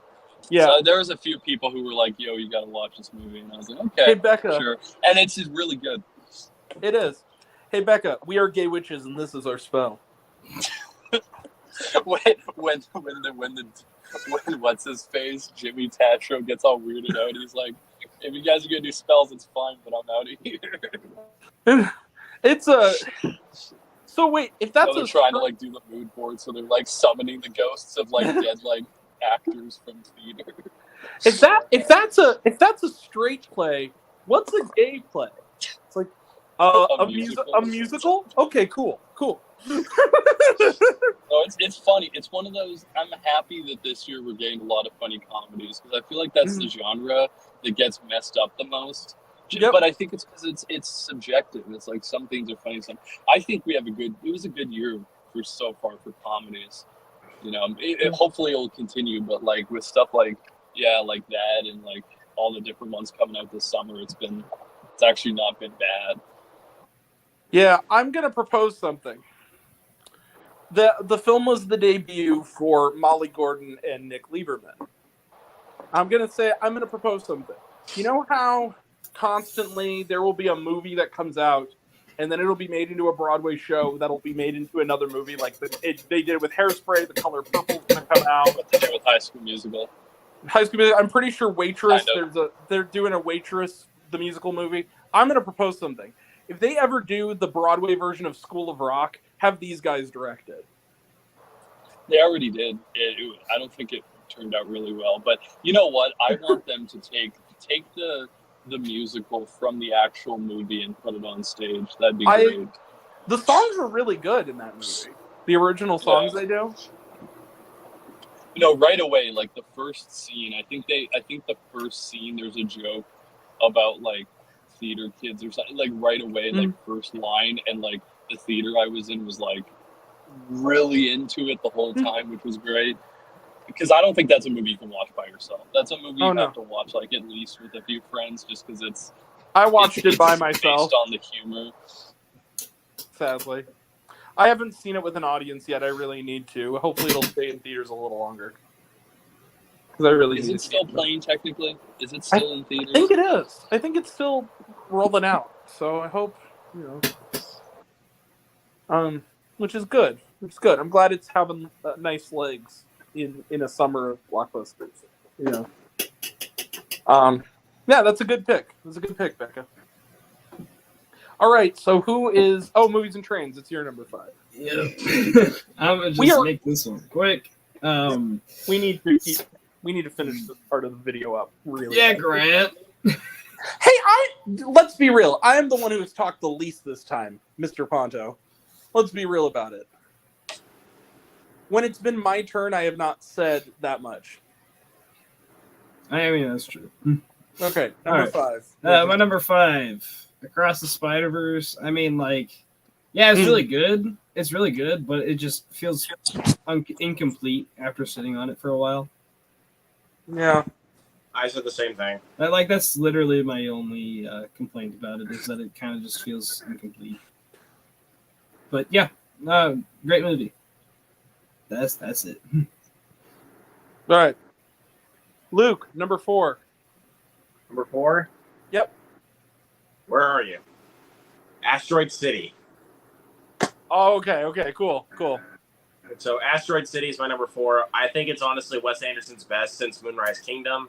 Agreed. I loved it. Performances are great. The color grading, dude. The color grading is great. You cannot forget that. The colors, fantastic. The cinematography is great. The score is really good. Like the soundtrack is great. The writing is great. And I think it's funny. So yeah, agreed. That's all. Agreed on all counts. All right, number 4 for me. I'm guessing. Yep. All right, I'm gonna do a call and response, and everybody better respond because everybody's seen this, I'm sure. Number 4. Hi, Barbie. Hi, Barbie. Hi, Alan. They never made duplicates of that. Hi, Barbie. Oh, Alan. Barbie. Number 4. So who would be the Alan then in this universe of movie YouTubers? Who's Alan? Pink goes with everything. Pink, it's good enough to drink. We like other colors, but pink just looks so good on us. Number 4, yeah, it's Barbie. Who'd have thought this movie, even with Greta Gerwig being attached, could be this transcendently great? Now, and also, yes, I did Barbenheimer together. Don't judge me. Number 4 is Barbie. And number 4 is the amount of times by the end of this month that I will have seen Barbie because I'm seeing it when it's in IMAX. I've now seen Barbie 3 times, which I have never seen a movie first run more than twice before until Dang. Barbie. So it is, this movie is, I said it's a toy commercial that is interrupted and enhanced by a Kaufman-esque existential comedy, and I stand by it. I love this movie. I know all the words to I'm Just Ken. I've sang it the other 2 times out loud in the theater with other people who have joined in. This movie is... the hype is justified. It's absolutely justified. Greta Gerwig is 3 for 3. Honestly, this might be my favorite of her 3 movies, and I've loved all of them. So my number 4 is Barbie. Grant, you know what? Yep. So it's re-releasing in IMAX the weekend of my birthday. Yep. And I was wanting to go to this one music festival, I think in Kentucky. It's called Louder Than Life. They had a huge lineup, dude. They had a huge lineup. They had Foo Fighters. They had Green Day. They had Tool. Like, all of these awesome bands. They can wait. No, they can't. No, they Barbie. Thank you, dude. Thank you. Foo Fighters and Green Day? In one, dude? Hell yeah. In one venue. Yeah, that's what I'm saying.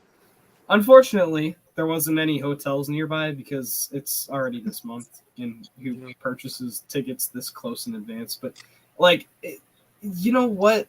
Just because of that, I might go, like, the 45 minutes to my nearest IMAX theater to go see Barbie again. I don't know. Well, they are going to add new shit onto it. They're going to at least a couple of scene or 2, I think. Ooh. Pretty neat. So I feel like I have a prediction. They're going to include the cut post-credit scene of Midge. Are you talking about the Midge one? Yep. That's what I think. Yeah. Because they said it's after the credits. I'm guessing that's what they're... I think they shot it, so that's what they're probably going to add. Which, to be honest, I don't know. You're cutting. Yeah, you are.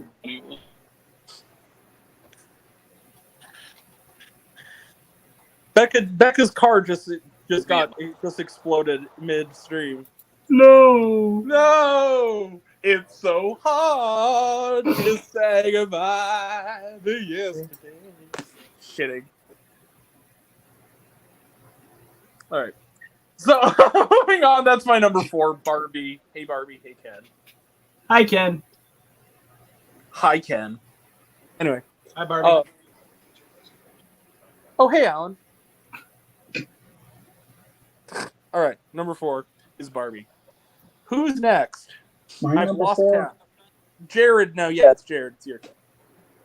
Mission Impossible: Dead Reckoning Part 1. Yay! Solid. Good movie. Good movie. Damn good. Do you have anything to add to that, Jared? Good movie. Good movie. It's Good soup. movie. Good soup. It's a gold movie. No soup for you. Good soup. It's good candy bar. What movie is that from? What is Good Soup from? I know it's Adam Driver, but I have no clue what it's from. I have no idea, actually. Frick. What is? Hold on, let me just look this up. I good. just had sex, and now I'm gonna eat. Isn't it from the episode of Girls? No, it is from the episode of Girls. Yeah, That it is. It is. Yeah, yeah. I need to watch that then. All right. Good soup. So that's number 4 for Jared. Mission Impossible. Go watch it if you haven't seen it. It shouldn't have bombed. That's all I'll say about it. I mean, yeah, it kind of did bomb. Becca, what's your number 4? If you're still alive. I talked about my number 4 to like, I think because it was like the best thing I saw at the point that we did our last one, so I won't talk a lot about it, but just a simple Canadian film called like Something You Said Last Night, which was like a movie about people going on vacation, a family going on vacation. And it was interesting because like I went in being like, oh, it sounds cool, and then I left on like, yeah, they called me out a few times. There were some scenes that were genuinely, you know, it felt me-core in a way, which is cool. I like when movies feel like, I'm like, oh yeah, what was it? It's about me.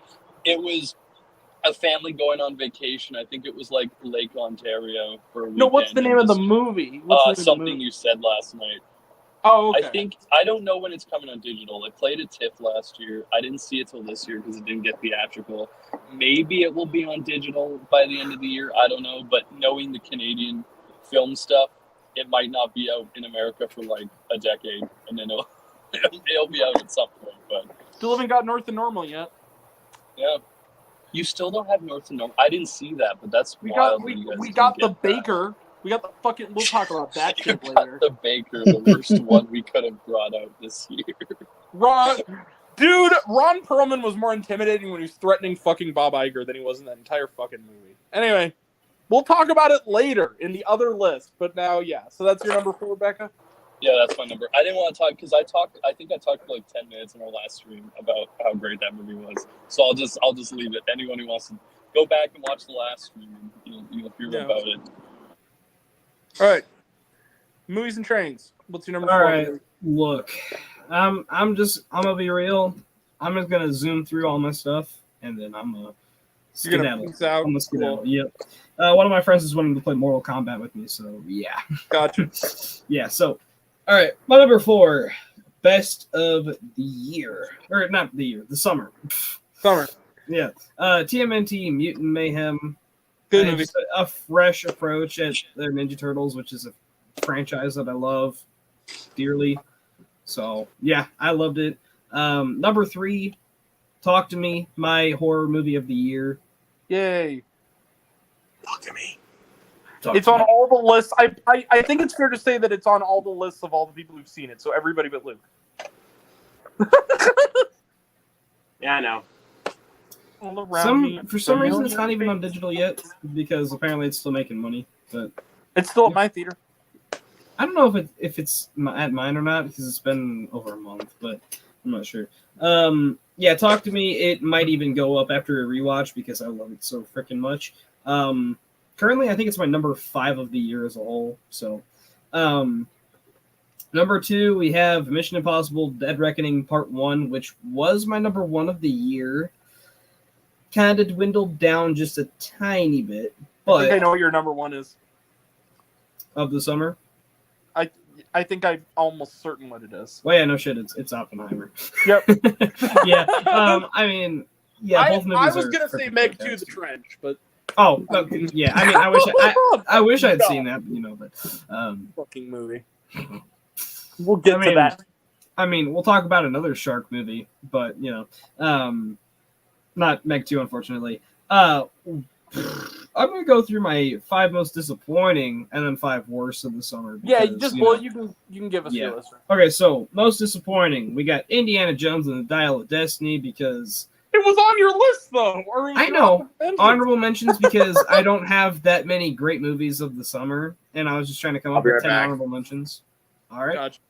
I was just trying to come up with 10 honorable mentions because why not? But Yeah, it was disappointing, yet still decent, because I thought it kind of had the Indiana Jones magic.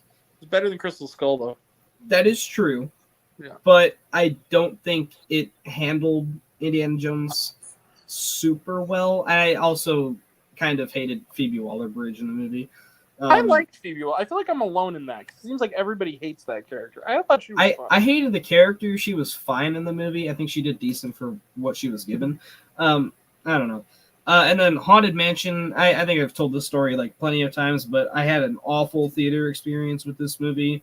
I took a girl to go see it, and I was about ready to walk out, but I wasn't if it was going to be with the girl. So anyway, yeah, this little kid, like 2 seats away from me, had this bag of chips and kept crinkling the bag the entire time trying to open it for like half of the movie. I'm not even joking, trying to open this thing. Ends up dropping the bag, so the chips are all over the ground. So then she gets off of the chair, goes under the chairs trying to grab this bag of chips, and then gets back and is chewing on these chips like super freaking loudly. And then someone ended up kicking my chair a bunch of times for some stupid freaking reason. But yeah. Regardless, yeah, that one was a disappointing watch. Might have also just been my experience, but yeah, I don't know. I wasn't crazy about it. Then the Boogeyman, because from the first trailer and the marketing, this looked a lot better. It wasn't, unfortunately. But yeah, I know this one might be a hot take actually, but The Blackening was disappointing to me. Okay. I know a lot of people really liked it. I just thought it was really, really stupid. But in a decent way. It is, yes, but I feel like it went a little bit too far with stupidity. It doesn't feel like it was smart enough to handle the stupidity. I don't really know how to describe it. It's true. I think people left the TIFF premiere last year, Midnight Madness, raving about how it was like the funniest thing in a long time. And then when I finally saw it, I'm like, yeah, it's not. And I think maybe the hype was too big for it, and then it didn't deliver. That's the problem. I mean, yeah, and the trailers look decent to me, honestly, but I don't know. It was okay at best. And then number 5, I mean, this is probably like the least disappointing of all of these, but I still was pretty disappointed because what I saw of it looked kind of fun. It was Sympathy for the Devil with Nicolas Cage. You guys probably haven't seen it, but I did. Oh, I definitely did. It's coming up later, I'll say that. I mean, the best part about it and what saved the movie entirely was Nick Cage being a psycho. The rest of it is just kind of a ripoff of I Saw the Devil, and not in a good way. I Saw the Devil's great. I Saw the Devil is amazing, yes. Yeah. But Sympathy for the Devil is pretty much just like the baseline story of a dude just kind of torturing another guy. It's literally just that entire story, but with Nick Cage being a freaking lunatic, and it's hilarious for what you have Nicolas Cage being a lunatic. But other than that, it's pretty bad.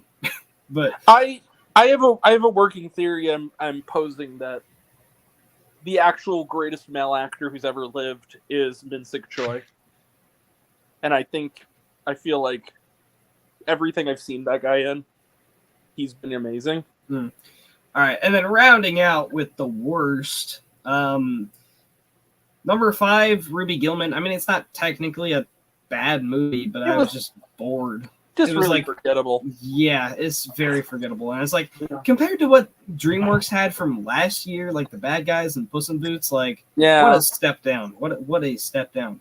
Especially compared to Puss in Boots. Puss in Boots was I gotta check the release date on this one. Fool's Paradise. Was that a summer movie? That was a June. Okay. Okay. I was figuring because I saw everybody's reviews for it, and they were all like the earliest you could get was like May. So I figured, I mean, if you're considering May summer, then yeah, why not? But yeah, Fool's Paradise was disappointing and very not good. It wasn't. It was ambitious, but it wasn't. Hey, remember we were talking about The Outlaws? Yeah, that's on the list. Oh, poo.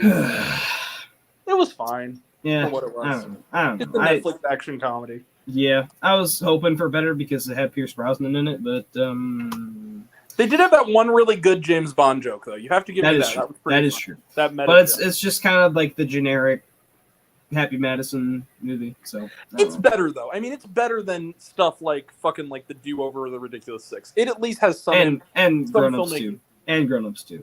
Well, and Grown Ups too. It's not as good as You Are So Not Invited to My Bat Mitzvah or Hustle though. It's not on. I haven't watched Bar Mitzvah yet. But you've seen Hustle though. Yeah, I have. Hustle's great. Hustle's great. Yeah.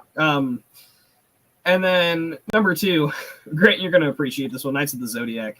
But see, Knights of the Zodiac, I had to kind of convince myself to put on the list because I almost wanted to put on my best of list. Yeah, it's a pretty awful movie, but it's fun. Stop and remember what I said about shark movies. It's not the Meg 2. The Black Demon. Was okay, now that wasn't a summer movie though. That was came out in March. Oh, it did? Yeah. I'm pretty sure. Everybody else that I saw put it on the summer list, and it came on Prime Video. It came on Prime Video recently. I'll give you the mulligan. Okay. Okay. I haven't seen it. It did came out in the summer. It did come out? Okay. Maybe I'm wrong. It came out in the summer. Isn't that the shark movie that was made by fucking BuzzFeed Studios? I'm pretty sure it was. Damn it. Puppy Love is their best movie, and Puppy Love wasn't even that good. I think that says something. Yeah, okay. So yeah, it's Black Demon was terrible, and it's my least favorite movie. And it's on my list of the worst. Oh dang, really? Okay. It came out on April 28th. So so it's technically not a summer movie, but it's okay. I will give you a pass. It came out on Prime Video, and that's how I watched it, and that's how I even heard about it in the first place. So fair enough. Yep, that's it for me. So that's your list. All right. Yep. So where did we leave off? Number 3, right? Yeah, I'm pretty sure. All right. Well, peace out, Jared. Or not Jared. Movies and Trains. Sorry. Movies and Trains. Thanks for coming, buddy. See you guys. Peace out, bro. All right. So number 3, Luke. Would you like to do the honors? Your number 3. Cowabunga. All right. I knew it.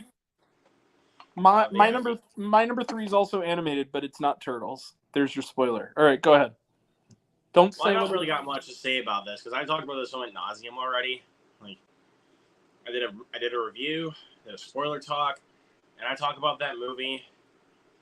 I've talked about that movie so many times to people around me. I love it. I liked it a lot.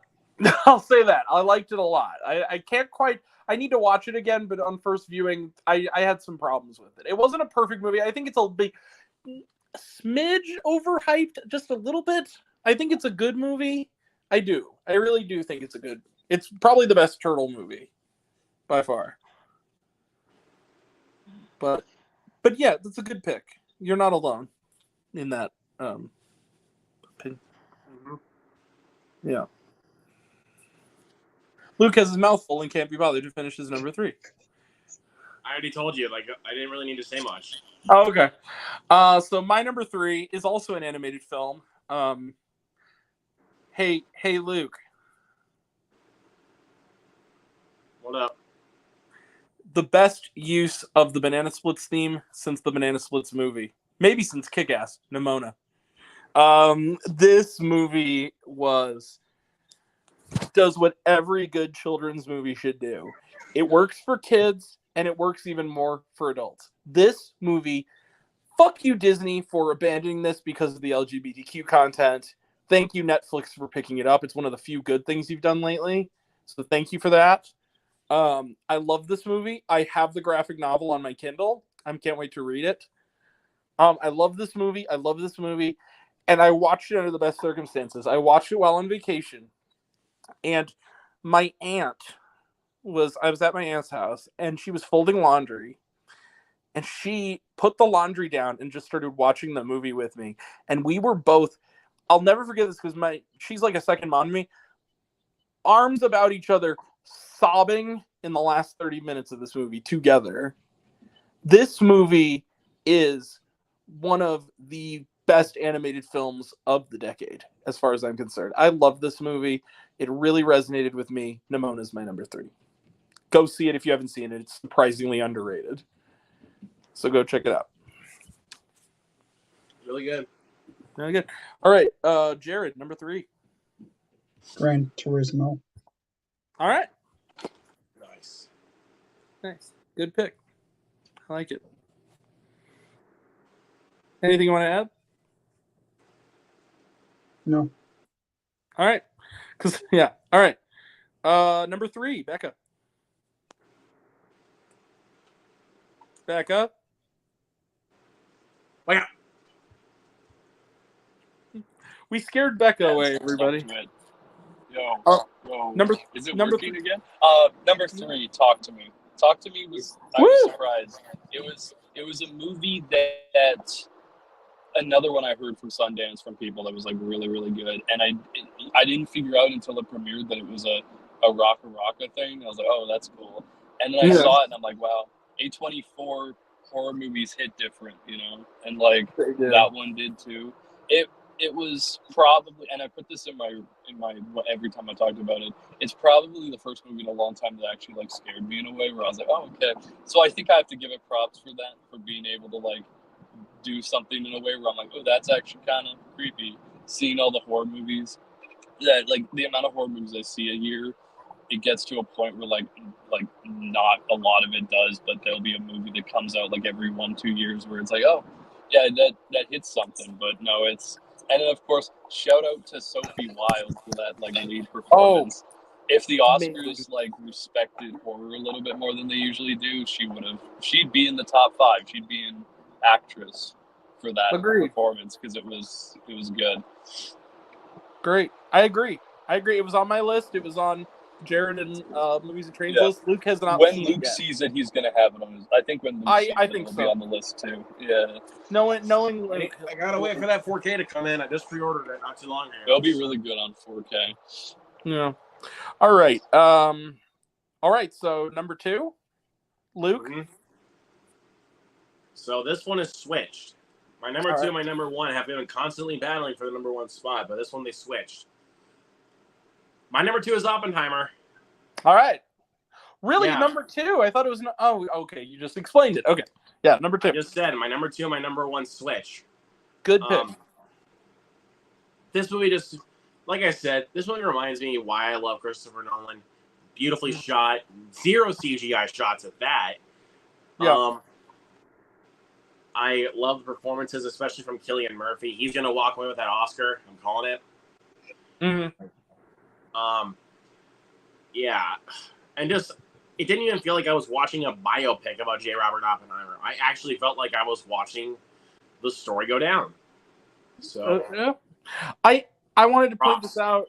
I don't know if you read this story, Luke, but there was apparently a woman who tried checking into a hotel last month, and her name is Barbara Oppenheimer.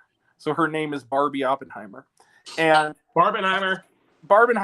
But here's the funny thing. She actually is like the great niece of J. Robert Oppenheimer. Her name is Barbie. It's all connected. Number 23. What's 23? Is it God? Have you guys seen that movie? That movie's bad, but in the most delightful way. I rewatched it like recent, like it would have been a couple years ago because like I hadn't seen it in a while. I was surprised at how bad that number 23 movie was. Oh my god! Because I was like, because it had the infamy of everyone was like, oh, it's so creepy, it's so wild, and then I watched it and I'm like, I've heard that from probably because it's cheesy. It's a little too cheesy for its own idea. Oh my dude, it's like The Happening levels of so bad it's good. Anyway, my mom bought Wahlburgers, and so I've had a field day with around the house talking in the Mark Wahlberg voice when we make hamburgers. Hey, what are you doing over there? Hey, everybody! It's Mark Wahlberg. You know me. These are my Wahlburgers. Okay. I hope you enjoy them. Say hi to your mother for me. Hey, what are you doing over there? Have a good afternoon. You got to come about science, Luke. Your face is perfect.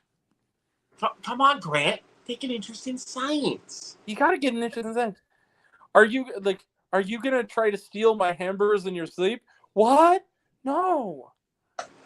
I think we found a transformer. No. We found a transformer. This is a game changer. Anyway. Smat Pack. Anyway. So yeah. Number 2 is Oppenheimer. All right. Yes, sir. Moving on. We'll eventually get to the worst stuff, everybody. I was wrong. I was wrong that this was. Why? What were you originally going to say? that it was going to take more time to do the worst than it was to do the best. And I was absolutely wrong about that because we need to go to the worst. I got to get up early in the morning for work. I know you do, so we got to get through this. So number 2 for me, hey Luke, you can't wake up if you don't fall asleep. Asteroid City. Yeah, baby. So this is my favorite Wes Anderson movie since Moonrise Kingdom. I agree with you on that one. I love this movie. I've seen it twice. Once with my dad and my uncle. My dad doesn't usually like artsy fartsy shit, but he loves Wes Anderson. But even with that, I was like, is this going to be too much for my dad? He loved it. This is both unaccessible and accessible at the exact same time. I don't know how they pulled it off. This movie is weird. It's heady. It's smart. It's pure uncut Anderson, and I loved every minute of it. Asteroid City is my number 2.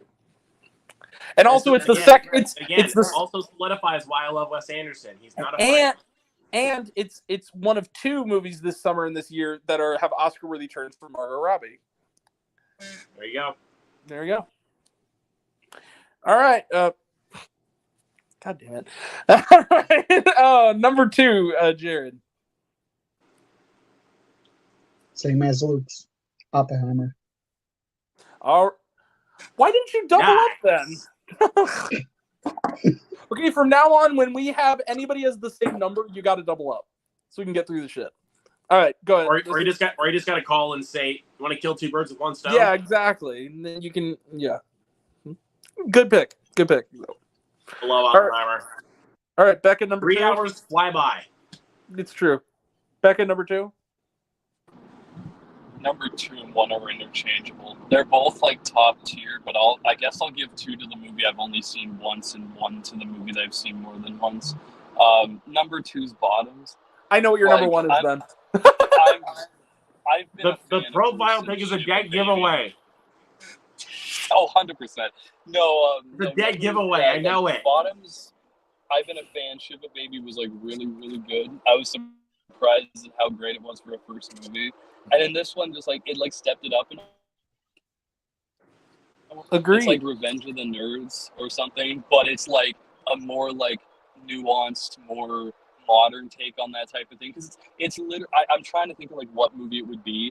I think it is Revenge of the Nerds, but like switched, but swapped. You know, people want to sleep with cheerleaders, so they'll do whatever to get that. You know. No, there's genuinely some jokes in this movie that I was like surprised that they got away with. Like I was how to blow up school. It was like spit out water moment where I'm like, oh my gosh, dude. Okay, I had a mouthful. Every character's cool though. You get like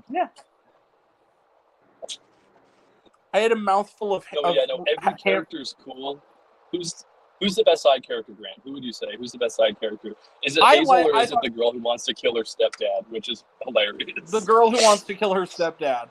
No, here's the thing. Because he wants to do movie nights. I had a mouthful of cheeseburger at the exact moment that the freaking artistic goth kid went, how to blow up school, and I went, what the fuck?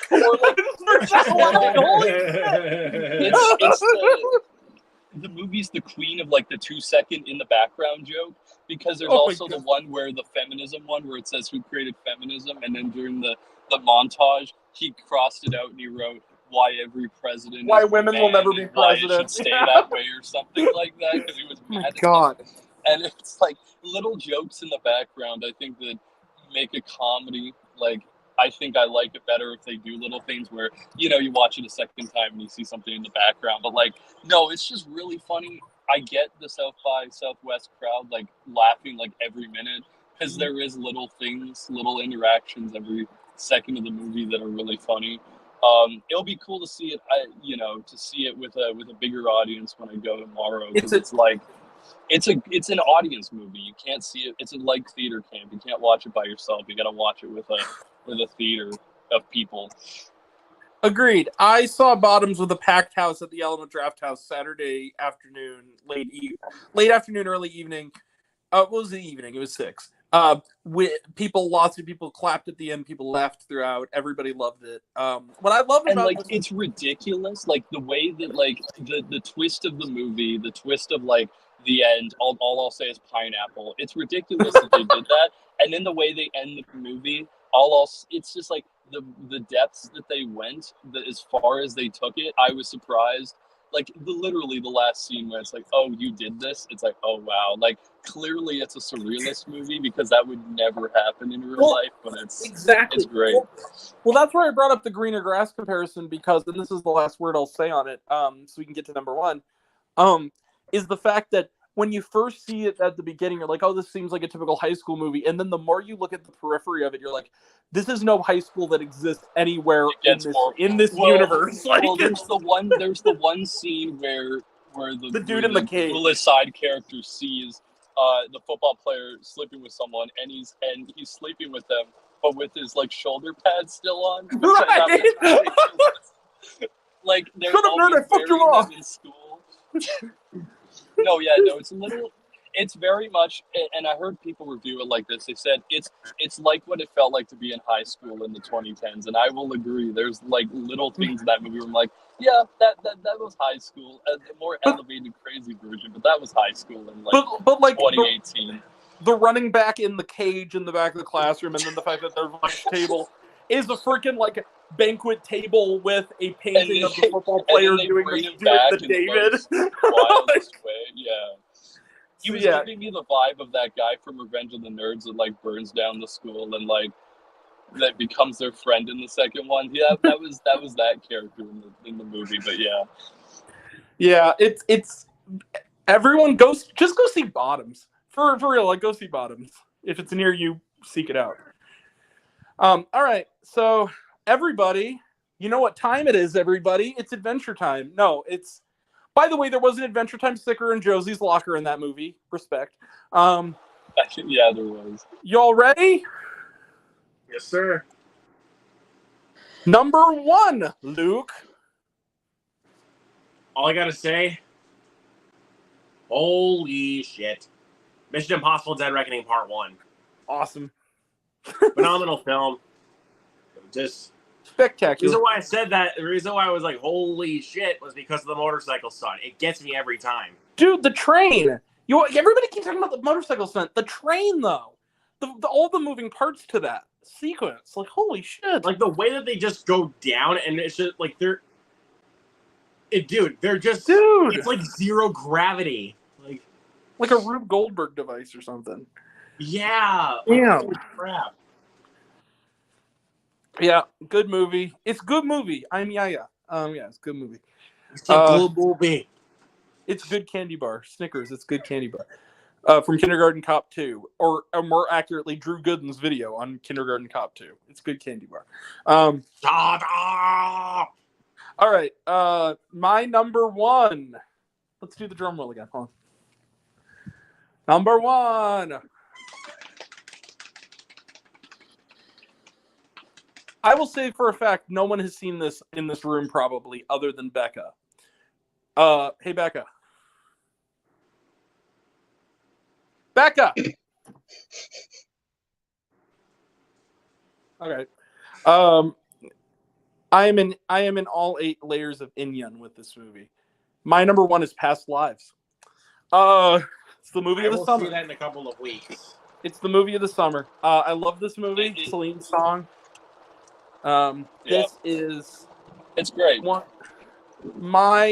This is how good it is. When I went to see They Clone Tyrone at my art house, my mom asked what to go see, and I said, see Past Lives. And when I described the plot, she said, that doesn't sound very interesting. I convinced her. She saw it. She said, it's great. She said she loved it. It's interesting because there's another movie playing. It's from South Korea at TIFF, and it's the same exact plot this year. And it's like they just walk around and talk for an hour and a half, and people would like think that's boring, but like it's the relationship between the 3 people that it's so interesting that makes it so much. It's called better. Dialogue, acting, and character development, aka a fucking movie. Yeah, take that with the Food, Blood, and Honey. Yeah. Suck it. Whatever your British ass name is, douchebag. No, Past Lives. Morpheus, Dorpheus, drinking a 40 in a death basket. Morpheus, drinking a 40. Drinking a 40 in a death basket. Eric Andre showed me. Talk to the bird like it's Saddam Hussein. My cousin, I have to say this. My cousin out of nowhere, I mentioned the Eric Andre show on my trip, and he just looked at his wife, held her close, and said, "Honey, talk to the bird like it's Saddam Hussein." This is like, okay, like from Bird Up. But yeah, Past Lives, great movie. John Magaro should be a leading man. I don't know why he's still playing the third wheel in every movie. Well, supporting actor lineup is going to be Ryan Gosling, Glenn Howerton, John Magaro, Robert Downey Jr., and then and maybe Robert De Niro. But John Magaro needs to be in there. Like, that performance was like really good of a husband that's kind of getting cucked but not getting cucked at the same time. But not really though. Yeah, just a friendship cuck, It's a great, and that's the thing I wanted to point out about Past Lives. And this is where my part will end. Before we finish this up, do the quick intermission and do our worst. So essentially, what it is the scene they set up at the beginning is what you expect a worse version of this movie to be, and then it works its way back to that scene at the end and completely subverts it in a way that is really powerful, really moving, and fantastic. And it's a great story, well told. It's just a great movie. I love Past Lives. It's my second film of the year overall, best film of the year overall, over Of an Age. Of an Age is still my favorite, but this is really close. It's certainly one of the best films I've seen in the 2020s so far. So my number one is Past Lives of the summer. All right, Jared, you ready, buddy? Hold on. I don't care what nobody says. My number one is Across the Spider-Verse. Yay! Yeah. Yeah, I agree. Good movie. It's a good movie. It's a good movie. All right. Becca, let's bring it home. Yes, my number one, Oppenheimer. I know I'm just messing with you. No, obviously it's Barbie. It's the movie I saw most in the theater. It's coming out on digital in like a week, and I do not know how many times I'm going to see it in the rest of the year, but it will be a number. That's all I'm going to say. Let me. I agree. It's such a funny movie. It's a movie that's for everyone. Everyone can relate to. But then it's so deep. It's deeper than any blockbuster, which I think is awesome. Because I feel like that's what blockbusters need to be, is like surface level great, but also deep great. Like it's just so much fun to watch. It's just they shot it like a 70s movie. It's on a real set. The costumes are great. Nothing CGI in it. It's all just like just a normal. Some of the practical effects are really good. The way they shot like them going to Barbie Land and out of Barbie Land, where it's just it's the same thing. They do the spinning like background, and they're on like it's just little things they did. I felt like a lot of things that are missing in modern cinema now. It's great. It's really funny. It's one of those movies where if you tell me you didn't tear up by the end, I'd be like, I don't know, man. I don't know if I trust you. But, I cried buckets all 3 times I saw it. It's a great movie, which a blockbuster that has something to say, which is rare these days. But no, I could maybe I'll see something in the next few months that's gonna be better than Barbie. But I would put a half and half bet that Barbie still ends up being my favorite movie of the year by the end of it. Mm-hmm. But I've seen it so many times, it's like undeniable. It's like Everything Everywhere last year. Yeah. I saw it so many times that it ingrained itself as the best movie of the year. But yeah. Yeah. Here's the thing, Becca. The fact that it's only number 4 on my list should say something about how good the movies have been this year already. That's only my number 4 it's movies. Been a good year for movies, I'll say that. Really like there's the lineup I have this next 7 days. I'm like, there's so much stuff I'm really excited. It's And granted, TIFF's lineup was not the best this year compared to everyone else, and there's still a good chunk of movies that I'm still better than Cannes. Well, Cannes had some interesting stuff this year. I would say Killers of the Flower Moon. Venice and NIF had a lot of great stuff. I'll say, like, a lot better than TIFF this year, but like, it's still a lot of, like, this year is a good year for movies. It just proves that we're back. We're back. You know, the movies are finally back. Let me put it to you this way: the opening night film from Cannes is on my worst of list. There's your head. Wait, what was the opening night one technically this year? You'll have to wait and see. I don't remember what it is, but no, you'll have to wait and see. Opening night for TIFF, I didn't get into it, but people will like it. New Miyazaki, like, that's like, dude, I cannot wait for that fucking movie. I'll have to wait till streaming, but it's I think a lot of people are gonna leave really liking that one. I'm seeing that on the big screen somehow. It's a good year for movies. I'm excited to look at it at the end of the year and be like, wow, because, you know, 2020 was, not to blame them, but can't blame the movies for it, but even 2021 was a little bit hit or miss, but now we're finally getting back to that, like, good spot. Oh yeah, movies are back, baby doll. So guys, we did it. We did one whole half of the list without it going. We're only going slightly over 2 hours. Everybody, we did it. We did it. Okay, so that is it for the best of list. We are going to take a brief intermission to talk about, very quickly, we're talking like 60 seconds, some of the movies that have come out this summer from back in the day that I have seen. So those include Oklahoma with Hugh Jackman, really fun flick. Terrifier, the first one, which was not good. I'm sorry, I'm just going to say it's not good. The second one's so much better. Enter the Dragon, baby, 50th anniversary re-release. Fucking awesome. Old Boy, back in theaters. 4K, baby. Great. It's great seeing it with an audience that hasn't seen it, and then they do the twist ending, and everyone's just like shocked and disgusted. Like, well, guess what? Great. Guess what? I was in a theater with seeing Old Boy, and a couple walked out at the end of the movie, and the husband's like, "What? Was it when he opened the book, or was it when he just stated what? No, it was after the movie ended. But they were leaving the theater, and the guy had clearly already seen it. He goes, "Wait, you didn't love that?" And the wife was like, "No." Just walked off. And it's wild. The best part of my re-release, I think it was only in select theaters because I went to a Landmark theater, is watching a post-credit 15-minute long interview with Park Chan-wook by Nicholas Winding Refn wearing no pants. It made that dude, man, that dude's a weirdo, and I love him. What, Refn? Yeah. Yeah, Refn. No, but Park Chan-wook, he is a anytime he makes a movie, everyone's got to watch it. He makes some really weird stuff that is just... Decision to Leave was on my best. Decision to Leave was amazing. Janelle never saw a Park Chan-wook film. I showed her Decision to Leave. She's like, that was beautiful. That's a good start. That's a good first Park Chan-wook film. It's probably his most accessible. Because it's not weird, and it isn't like Sympathy or Handmaiden where it's a lot. It's just, or Stoker. It's a love murder mystery. It's great. Yeah.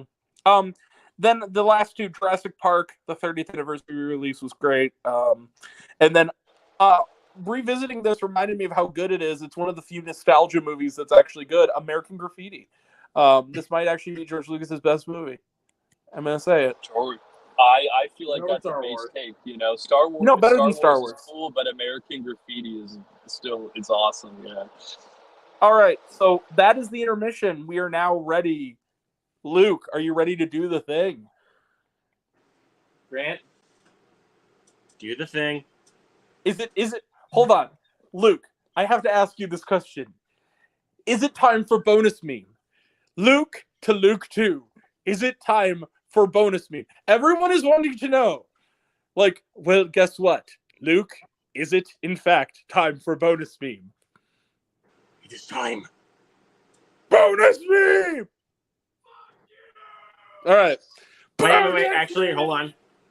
Turn it up. One more feeling. Once More with Feeling. Oh, yeah, because these movies totally deserve that. Yep. It's the Angry Grant Show portion of this stream, everybody. The worst film of the summer. Fuck you. All right. I have 2 dishonorable mentions. And those would be? Does anyone else have dishonorable mentions? Here. Because you have to go first. I need to get my iPad quick. I need to hurry. Okay. I probably won't do I can actually read some of the stuff here for a minute. My eyes deceive me.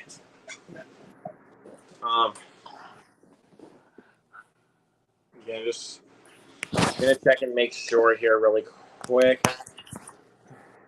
For those who wanted to know what Grant was going on about, as Tom Hardy would say, that is a PewDiePie reference, everyone. Bonus. How's it going, bros? My name is PewDiePie. Okay, moving on. Luke, dishonorable mentions? You made me do it. You made me do it. Look what you made me do. Look what you made me do. Look what you just made me do. Look what you just made me. Look what you made How's me it going, bros? I don't trust nobody, and nobody trusts me. Taylor, don't sue me. I love you. Yeah. I don't got any dishonorable mentions. Okay. My dishonorable mentions are Golda, with starring Helen Mirren. Really disappointing. It's a good story. She's good in it, but the problem is that the focus is way too narrow. Holy shit. No, sorry, minor interruption because some people don't understand what stream means. Sorry. Golda. Yeah, Golda, not disappointing. And then my last dishonorable mention, Fool's Paradise. It had ambition, but it was disappointing. Let's not expand upon that. Let's just keep going. Yeah, let's not. We're not going to expand on those because they're low on the list. So, Luke, do you want to do the honors number 10? Or does anyone else have any dishonorable mentions? Jared, Becca? No, I only have 5. Okay. Right. Luke, number 10. All right, but when we get to but really quick though, Grab, before I get my number 10, when we get to number 2 and 1, that's when we're gonna really have to do the thing with feeling. Yeah, we are. All right, number 10. Number 10 is Jagged Mind, the Hulu original film. I haven't seen it. That I talked about on my worst list. Right. Not good. It's not even like investing like whatsoever. Like you've seen this done 1,000 times, and there were times. I mean, there's some good things about it. The concept is cool. I mean, the performances are pretty good, but man, dude, I kind of wanted to fall asleep watching this one. Really? And don't worry, there's a couple other ones that we'll get to that made me want to fall asleep.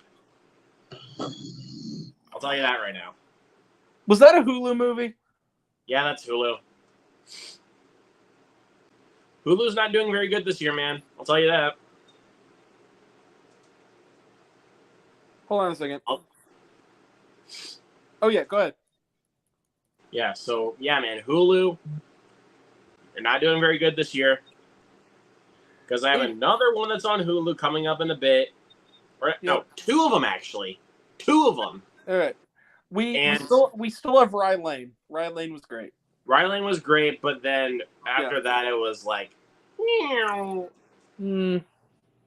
So, all right. Yeah, I'm done talking about Jagged Mind. That was someone responding to a text when they freaking knew I'm streaming. God. I'm alive, damn it. Yeah, seriously. Does anybody in this house know what live means? I am do your laundry. Get a job. Live. Yep. All right. Number 10 for me. Speaking of Hulu movies, Oh, How the Mighty Have Fallen. Number 10, Vacation Friends 2. That's higher on mine. Or, as they would say in French, Vacation Friends Do, which is certainly what this is. This movie... Basically Vacation... Yeah, what? Well, no, we'll get to Durr. Another sequel has Durr attached to it. Well, that'll be basically a lot yes. Durr. And I'll just say this right now. Okay. Like, we need to really buzz through these so that way I can talk about my number one a little bit more. We do. Okay, so Vacation Friends 2, not much to say about it. It's what way to take a charming original and just completely repeat everything, but do it worse and louder and just screechy. There is one gag in Vacation Friends 2 that actually works and is actually funny. The whole scene, and I'll tell you the one it is. It is the scene involving the dead mom's ashes. And the reason it's funny... Okay, that actually kind of gave me a little bit of a chuckle. The reason it's funny... Because it's your mom. Well, that was funny, but that wasn't the reason it's funny. The reason it's funny is Lil Rel Howery's very funny and very, very good reactions to it, where what does he say? He goes, we know it is, like, it's cocaine, like, they think it's cocaine, and he goes, and Steve Buscemi says something, and he goes, no, motherfucker! So, like, okay, that was funny. He's just baffled. Like, what are you doing? That was funny. But yeah, everything else, and like, you got John Cena, Meredith Hagner, Yvonne Orji, Lil Rel Howery, Steve Buscemi, and there's not a laugh between them. The best character in the movie is the freaking, like, manservant dude who, like, becomes, like, the babysitter. That's, like, the only decent character in the movie. So, yeah. Vacation Friends 2. It's just a big old pile of dew. That's my number 10. Oh, shit. It is. All right. Jared, number 10, worst of, or are you only a top 5? Have 10. Okay, number 10, Jared. A lot of you are going to be disappointed with me with this one. Strays. What? I knew it. What? Strays. Wait, which Strays? The Netflix one or the dog one? The dog one. Fuck you, Jared. No, sorry. I saw the Netflix one back in like March or February. So that was way earlier. You came in like a wrecking ball, Jared. All you ever did was wreck me. I came in like a wrecking ball. That's the... Hey, Luke. You know the scene that you wait the whole movie for, which is the dick biting scene? It is scored to Wrecking Ball by Miley Cyrus. It's amazing. Anyway. I did that thing. Jared, I disagree, but okay. That's your number 10? Yep. All right. Number 9. The casting was good. Number 9 for me. Agreed. Number 9 for me. Okie dokie. Book Club: The Next Chapter. Yeah. I did not find this film funny at all. I mean, it was okay. The performances by our leads were good. Yeah. I'll say that. The performances were good. But their characters were so hollow, unlikable, and forgettable. Like, it wasn't even as good as the first one. The first one at least had some merit to it. It had some charm. Like, there was a lot more charm, but this one was just mean-spirited. I didn't think it was mean-spirited. I just thought it was boring. I mean, it wasn't... It was one of the most boring, honestly, one of the most unfunny comedies I've seen all year. And plus, the thing is... It was kind of harmless, the old lady kind of comedy genre is not my thing. Okay, but there was one good one that nobody saw this year that Jane Fonda was also in, which was Moving On. I'm going to watch that here pretty soon. I'm going to watch that. It's not... because it's made by people who've done this kind of thing well before. Like, it's the guy who directed the Lily Tomlin movie Grandma, which also no one saw when that came out, and it was on... Also, what's the other movie? About a Boy. Yeah, you did About a Boy. So, like, it's a good... And Lily Tomlin's in it, too, and Lily Tomlin is a trump card. She's just an amazing actor. Yeah, but Book Club: The Next Chapter was just not it. One of the most unfunny comedies I've seen. But don't worry, though. There's other comedies on this list, so there you go. It's not on my list because it was just harmless. I mean, I didn't think it was offensive. I just thought it was just kind of forgettable. But I didn't find it offensive, but the reason why it's on the list is because I didn't find it funny and it's forgettable. Yeah. Anyway, number 9 for we're on number 9, right? Losing track. Number 9. Now we get into the only so bad it's good movie on this list. Hey, Luke. Stop, you fool! Woo. Knights of the Zodiac, baby. Yeah. I'll just say this right now, Grant. That's my number 8. Do you want to kill two birds since it's your next one? Anyway? Let's kill two birds. Dude, what a trip this movie was, right? Like, okay, this movie was taken so freaking seriously, yet they made it to be one of the most, like, hilariously bad movies that is just so fun to watch. I know this is the worst of lists, but I need to make a call to the universe. When movies like Knights of the Zodiac stop being made, there will be a light that will dim in the world. We need movies like this. I'm saying this genuinely. Zodiac came out in April. No, it came out in May. Came out May 11th. I checked it. It came out in April. No. When were we able to see it though? In May. No, but the thing is, it didn't even come out in April. It came out in the United States in May. I know this because I double checked. Hold on, let me look. This is the United States here. So it came out in Japan on April 28th, but it came out in the United States on May 12th, so it counts. We're talking U.S. release. We're talking U.S. release. United States theatrical or streaming release. So that it fits. Knights of the Zodiac is terrible, but it's terrible in a way that is also awesome. Like it's also like it's terrible in a way where it's like you could sit back, watch it, and laugh at like how god awful this movie is. Dude, in the first 15 seconds of the freaking movie, with like the sub Power Ranger episode level special effects, and freaking Sean Bean going intoning about how a girl from freaking outer space who's the reincarnated space Jesus daughter, the reincarnation of the goddess Athena, and me and Famke Janssen have tried to kill each other for thousands of years, but we're gonna like adopt this kid and with the knowledge that eventually we're going to turn on each other. And then also she's a falling star kind of, but then also this knight will be reincarnated as a freaking like Asian dude. I'm like, what the fuck is going on? What in the hell is this movie? I love Knights of the Zodiac. Is terrible. Stop, you fool. Famke Janssen at that point practically is looking off camera going, where's my fucking check? No, for real. I'm tired of this bullshit. The movie, there is a fight between the two lead characters. Fuck all knowing which one is which. They look identical to me. They're just wearing freaking blue armor. Knights of the Zodiac. This is the one movie on this worst of list that you actually must see. Like, it's so bad you have to see it. So yeah, it's my number 9. Thanks. Seriously, man, it's like it's so like, bad. It's the biggest atrocities of the year, but it's like you have to watch it.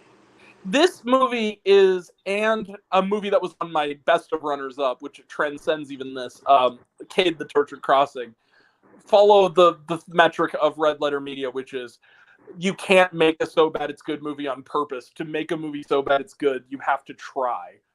They tried. They tried, but it ended up being But they failed in the most spectacularly wonderful way. It's just, I love this movie. I've seen it. I watched it a second time already.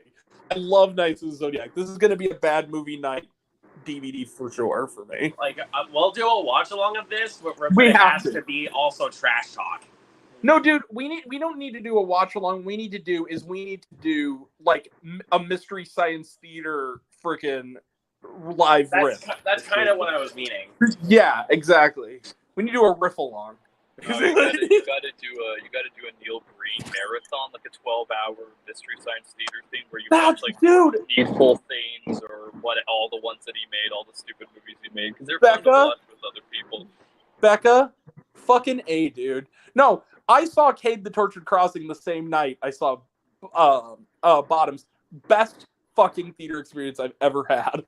No, dude, Cade the Tortured Crossing was so bad, it made my best of runners-up. It wasn't even on my worst of list. I love that movie. It's terrible. What am I? What am I on? Neil Breen, I'm not even convinced that Neil Breen movies are bad. I'm convinced that they're good movies made by someone with a higher intelligence of another world. But anyway, Oh, so yeah, that's my number 9. And that was your number 8. So, Jared, what's your number 9? My list, Fast X. Really? 9 worst. Okay. The only good thing was Jason Momoa. Jason Momoa was really good. No. And that is you guys are on my list, but I can agree with that. Jason Momoa's like fruity energy in the movie was the best thing. I watched it 40x at like a staff viewing, and it was obnoxiously bad in 40x. But every time Jason Momoa showed up, it was like, yeah, this is a good movie now. Yeah. It's a live action cartoon, but it's a fun live action cartoon. All right, so that's your number 9? Yep. Okay, so my number 8, since Luke already had his turn, because we doubled up. My number 8, this is where we get into the 0 movies. Already we're at the 0. My number 8 is a movie that I saw at Sundance. Don't spoil it. I saw it at Sundance. It came to Netflix, and nobody watched it after the first week for good reason. Song from Ghetto. It's a movie that has no ending. It also has no beginning and no middle because everything is terrible. My number 8 is Run, Rabbit, Run. Run away. Just run away. The second it's on, don't watch it. Turn your TV off and burn it. You know that scene in Ted 2 where he finds for all the horrifying, disgusting porn on Mark Wahlberg's computer, and it's not enough that they destroy the laptop, they have to bury the remnants in the ocean and like light the shit on fire? That's what you need to do to any TV in any home in your house that is showing Run, Rabbit, Run. This movie belongs to be buried in a deep, deep hole. Run, Rabbit, Run can go fuck itself. That's my number 8. Fuck you, Run, Rabbit, Run. It's only number 8. Think about that. It is only number 8 on my summer list. That means it's even lower on my actual worst of list for the year. Holy shit. All right. Number 7. I've lost track. Who's number 7 now? Is that? That's Luke. That is Luke. Wait, no, we skipped Jared for number 8. No, Run, Rabbit, Run was my number 8. I just did it. No, we skipped Jared. Oh, that's right. Jared, what's your number 8?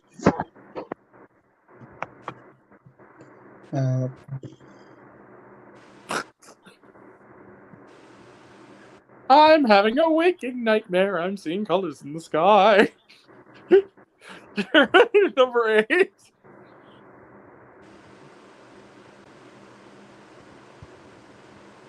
Jared. Is it Skinamarink? Oh, wait, no, that was in January. Because it's just static.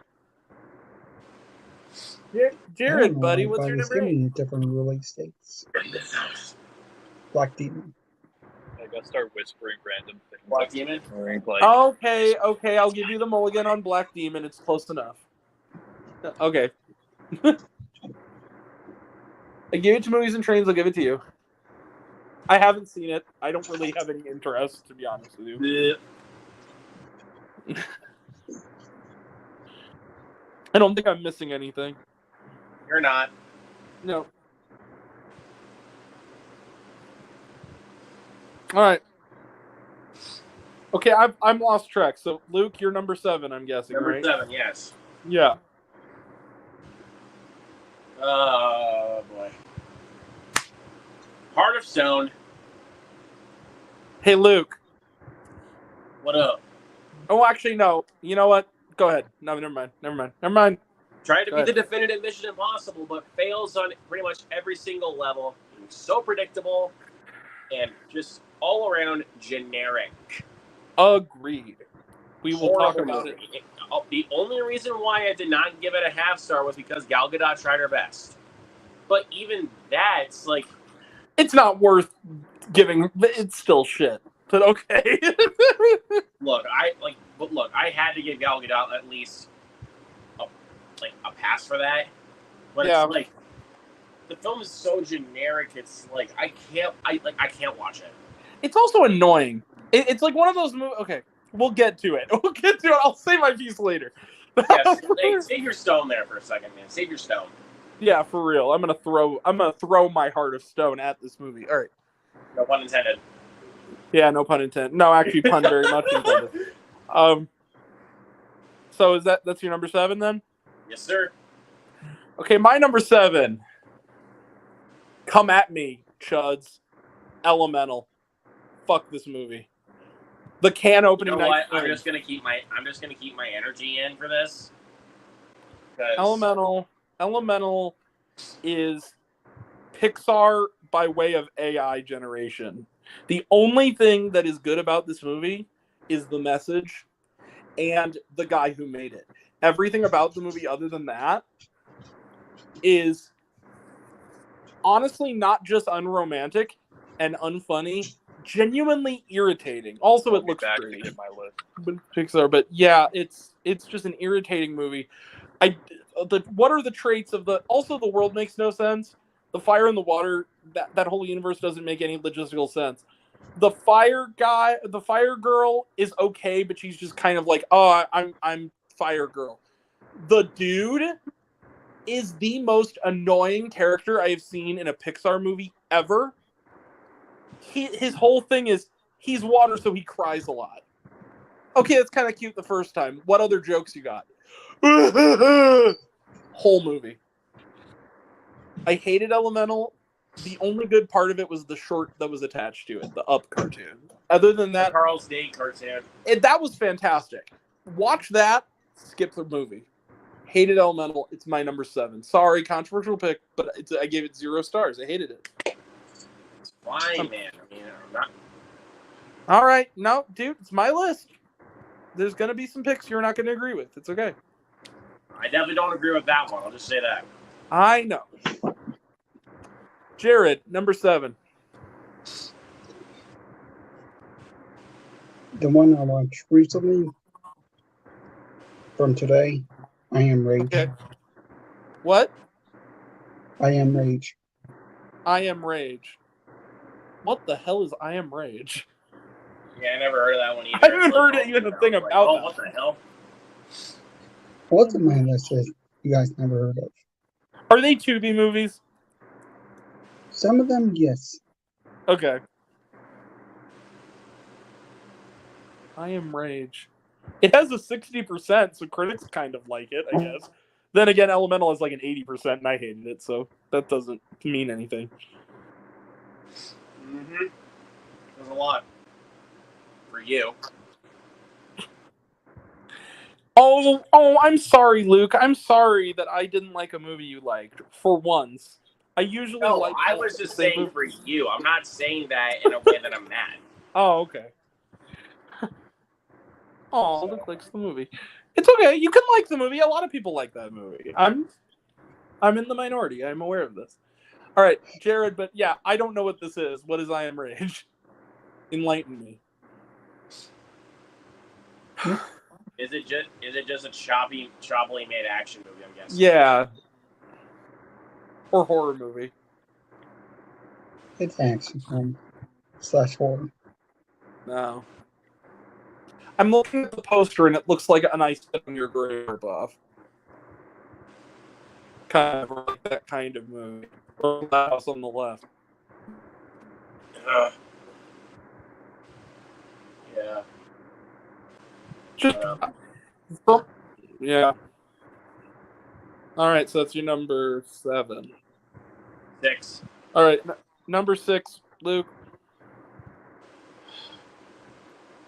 This is why classic 90s comedies should not get the remake treatment. White Men Can't Jump. All right. I'm not going to I hated this movie. That movie. I hated it. I thought it was unfunny. I thought the sound, like, look, I respect your opinion on the soundtrack, Grant. I thought the soundtrack was annoying as hell. Did I say the soundtrack was good? I don't even remember saying that the soundtrack was I remember good. you saying that, like, on your TikTok video. I thought the soundtrack, it was just like jock jams. It was basically 90s music, if I remember correctly. So that's, you know. Yeah, but I thought the soundtrack was just annoying to me. Jack Harlow tried. I think he's okay. He's funny. I'll give him that. Yeah. But the film itself as a whole is just unfunny. painful for me to watch, and it's just like it doesn't even try to even have a reason to even exist, rather than just being the fact like, oh, it's a remake. Let's just try to throw in some cameos and all that kind of bullshit. Like, it's Here's the thing. It's a movie I didn't hate as much as you did, but I'm not going to argue with you that it's a great movie or anything, or even a very good movie. One thing I will say is that I can see Jack Harlow being good in a better movie after this. Like, I could see him having a movie career. Like, he has enough charm in this that I could kind of see him in better material being really, really good. The biggest thing for me, though, is they wasted Tiana Taylor, who was so fantastic earlier this year in 2001. And to just waste her as just the girl who she's basically playing the Rosie Perez character in the original, but Rosie Perez was like a character in the original. She had like an arc she wasn't just the girlfriend. She was like the third main character, basically. Exactly. Right. They didn't even do the Jeopardy thing. Like, they were just like, no. Yeah, agreed. All right, so that's your number 6? Yep. So my number 6, we only had to skip and hop to it, Heart of Stone. So this is only number 6. And a skip, and away we go to Heart of Stone. Fuck this movie. This is only number 6. That should give you a good hint at how bad the top 5 are. Heart of Stone is one of the worst kinds of bad movies. It's a bad movie that never ends. It's over 2 hours. It's a movie. But it feels like I'm sitting there for 6 hours. Do you see my fingers? It is a movie. I don't even want to call it a movie.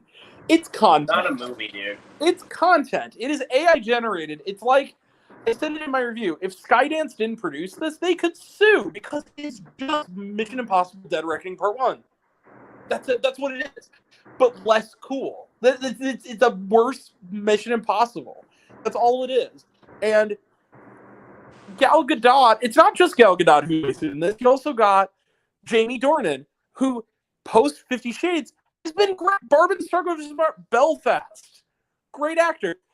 Ali Bhatt, freaking Bollywood superstar Ali Bhatt from Triple R and Brahmastra, wasted in this. Glenn Close and B.D. Wong have a cameo. Why? Don't forget another movie that Jamie Dornan was in, Synchronic. What? Synchronic? Another one with Jamie Dornan?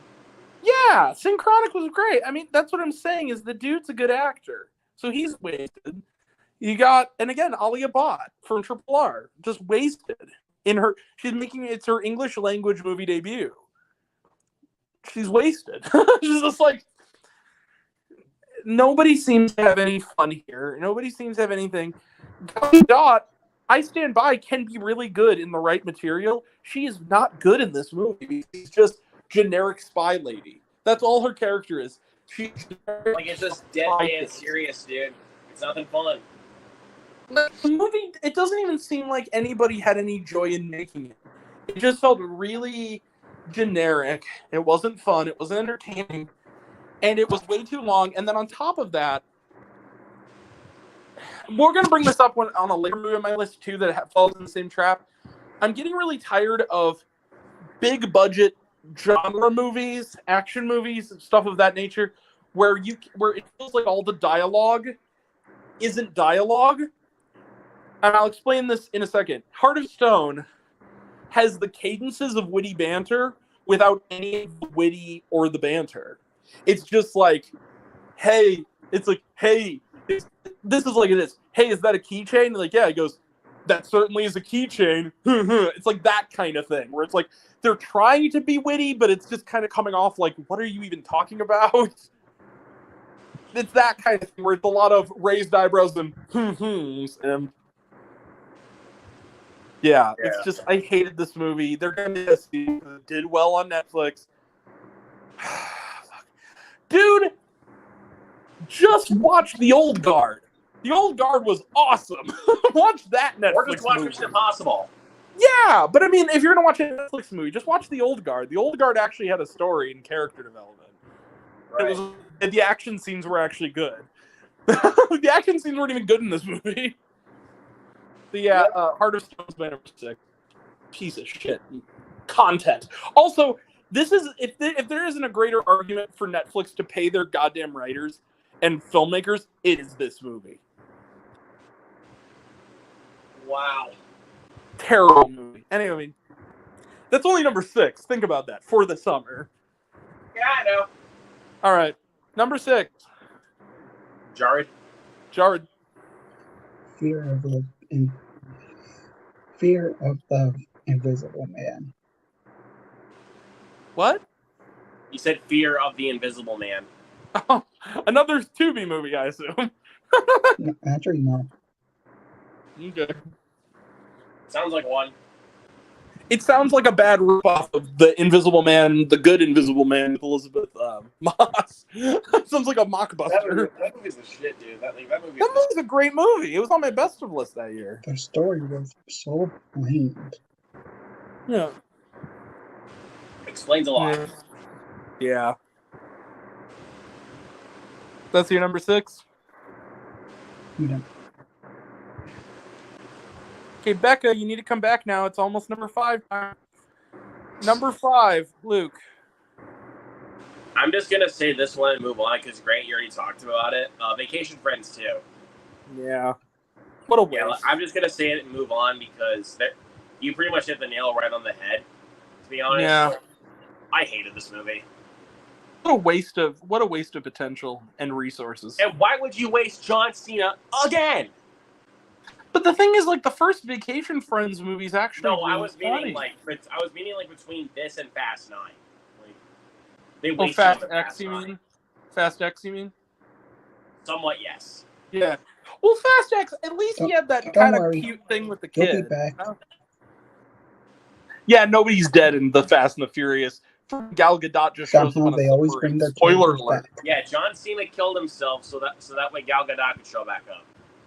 No, but that doesn't mean he's dead. That just means that he faked his death. Freaking Han's car can explode, and it turns out he's just freaking alive all along. That could happen. Okay.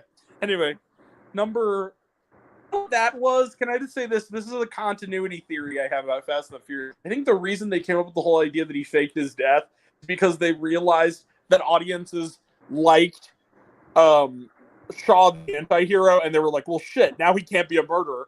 He faked his death. Like, oh, shit. Anyway, number 5. That's your number 5? Yep, Vacation Friends 2. Number 5, a little ditty for you. Baby, baby, baby, when you piss me off like this, it's Love Again. Shit again. This movie came out the same day as Guardians of the Galaxy Volume 3. You should be fucking ashamed of yourself, Screen Gems. This is the worst romantic comedy maybe I've ever seen. Maybe. It's really bad, guys. And it was a studio movie with actually known people in it. Wow. Also, the second movie of the year that's a bad movie that involves Skittles product placement. Why? Just why? It's terrible. Celine Dion is the best thing in this movie. Love Again is bad. I don't even have the energy to talk about it. It's just a bad movie. It's creepy and it's weird and it's ill-advised. Number 5 is Love Again. Shit again. All right, Becca. Oh well. First Jared and then Becca. I'm back. Jared, I had to get the long car Y meal at McDonald's. They have a long car Y meal? They didn't give us everything. No. I ordered nuggets and fries. You only give us one nugget. Fine, take my nuggets. Oh, okay. So they messed up the long car Y meal at McDonald's. Wait, Becca. So what Jared, number are we at right now? We're on number 5, but you're gonna go after Jared. So Jared, number 5. Okay, cool. Number 5. Oh. Jared. Oh, it's me. Number Go! 5, homie. Like Lurking Fear. What? Lurking Fear. Lurking Fear. Okay. And that's a That TV. definitely sounds like a Tubi movie. That's a Tubi movie if I've ever heard one. Yeah. Sure. Anything else? I think Gore was good. But after that, no. Okay. Becca, number 5. There you go. My mic's on. So a lot of my choices are movies I didn't see a lot. A lot of the bad stuff I didn't see in the summer. So a lot of it's just disappointing stuff. So I guess I'll go from. I guess I'll just do first one's Indiana Jones. You Okay. know, I think the problem is that I like a few days before it came out, it was like Pride Month parade, and it was the big day in Toronto. And I went there, and then I went to a theater that was playing Last Crusade, and I hadn't seen it for like a few years. So it was like watching that and then watching this new one was like a little bit of a. It was a shock because it's like you go from a movie from '89 that was really well made and actually kind of cheap to make, and then you see what Indiana Jones the new one was. I think it was made. Maybe if I didn't rewatch a couple of them before the new one came out, I wouldn't have. I wouldn't have felt that way. But because I watched a superior version, it kind of ruined it for me in a sense. But yeah, that's one of my. I guess letdowns. All right, so that's your number 5 then? Yep. Yeah, I'd say it's a 5. They're in random orders. They're just 5 movies that are just random choices for me. All right, well, then number 4, Luke. The Outlaws. Okay, I only got 15 minutes into this one, and I gave up. Then you can't have it on your list. That doesn't count. 15 minutes does not count. You have to watch the whole movie. It counts in my book though.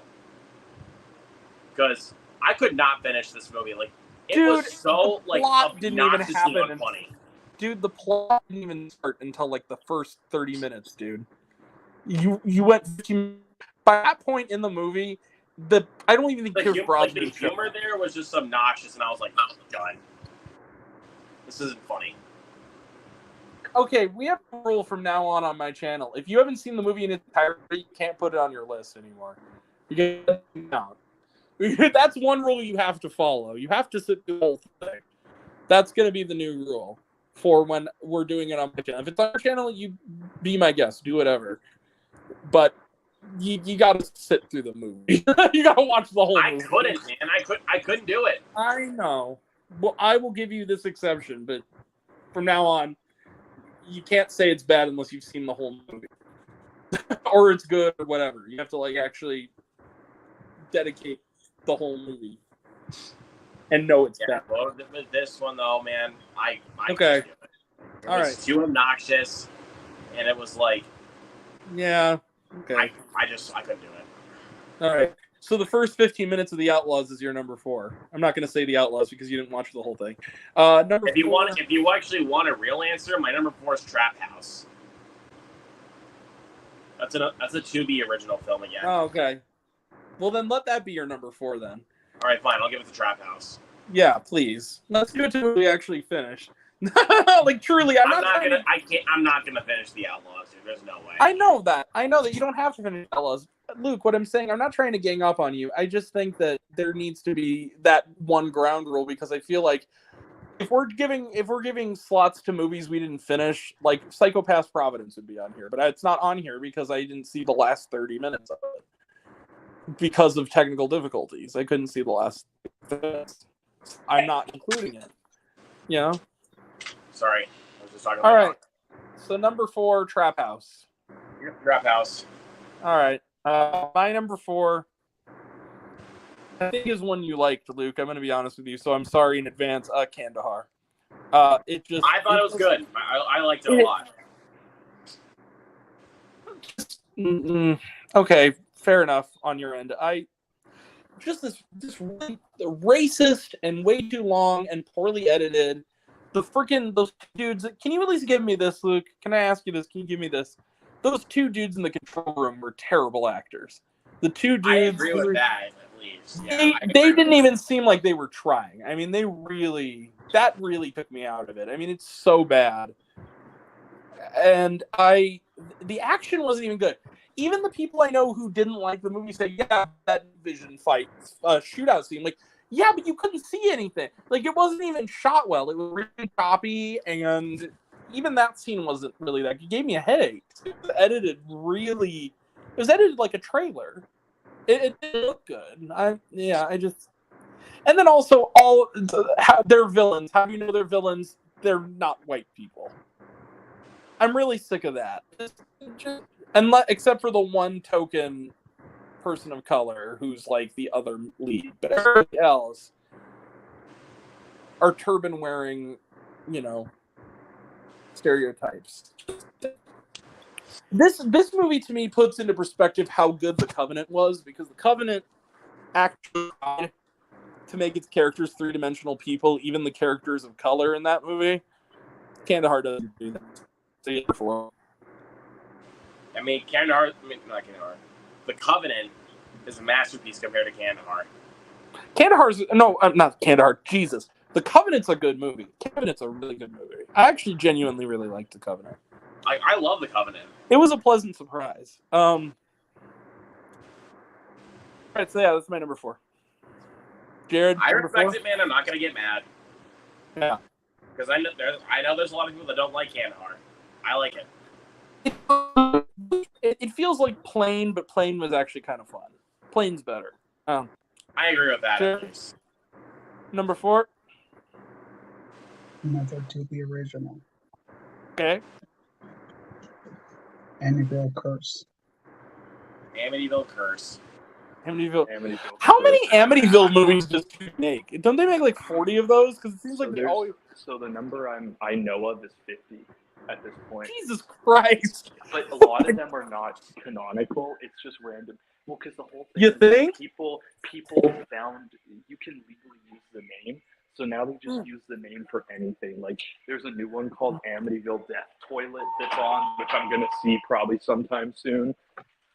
Amityville, wait a minute. Did you say Amityville Death Toilet? Mm-hmm. It's about a toilet where there's like a sewer that's it's turning people into zombies or some shit. It's weird.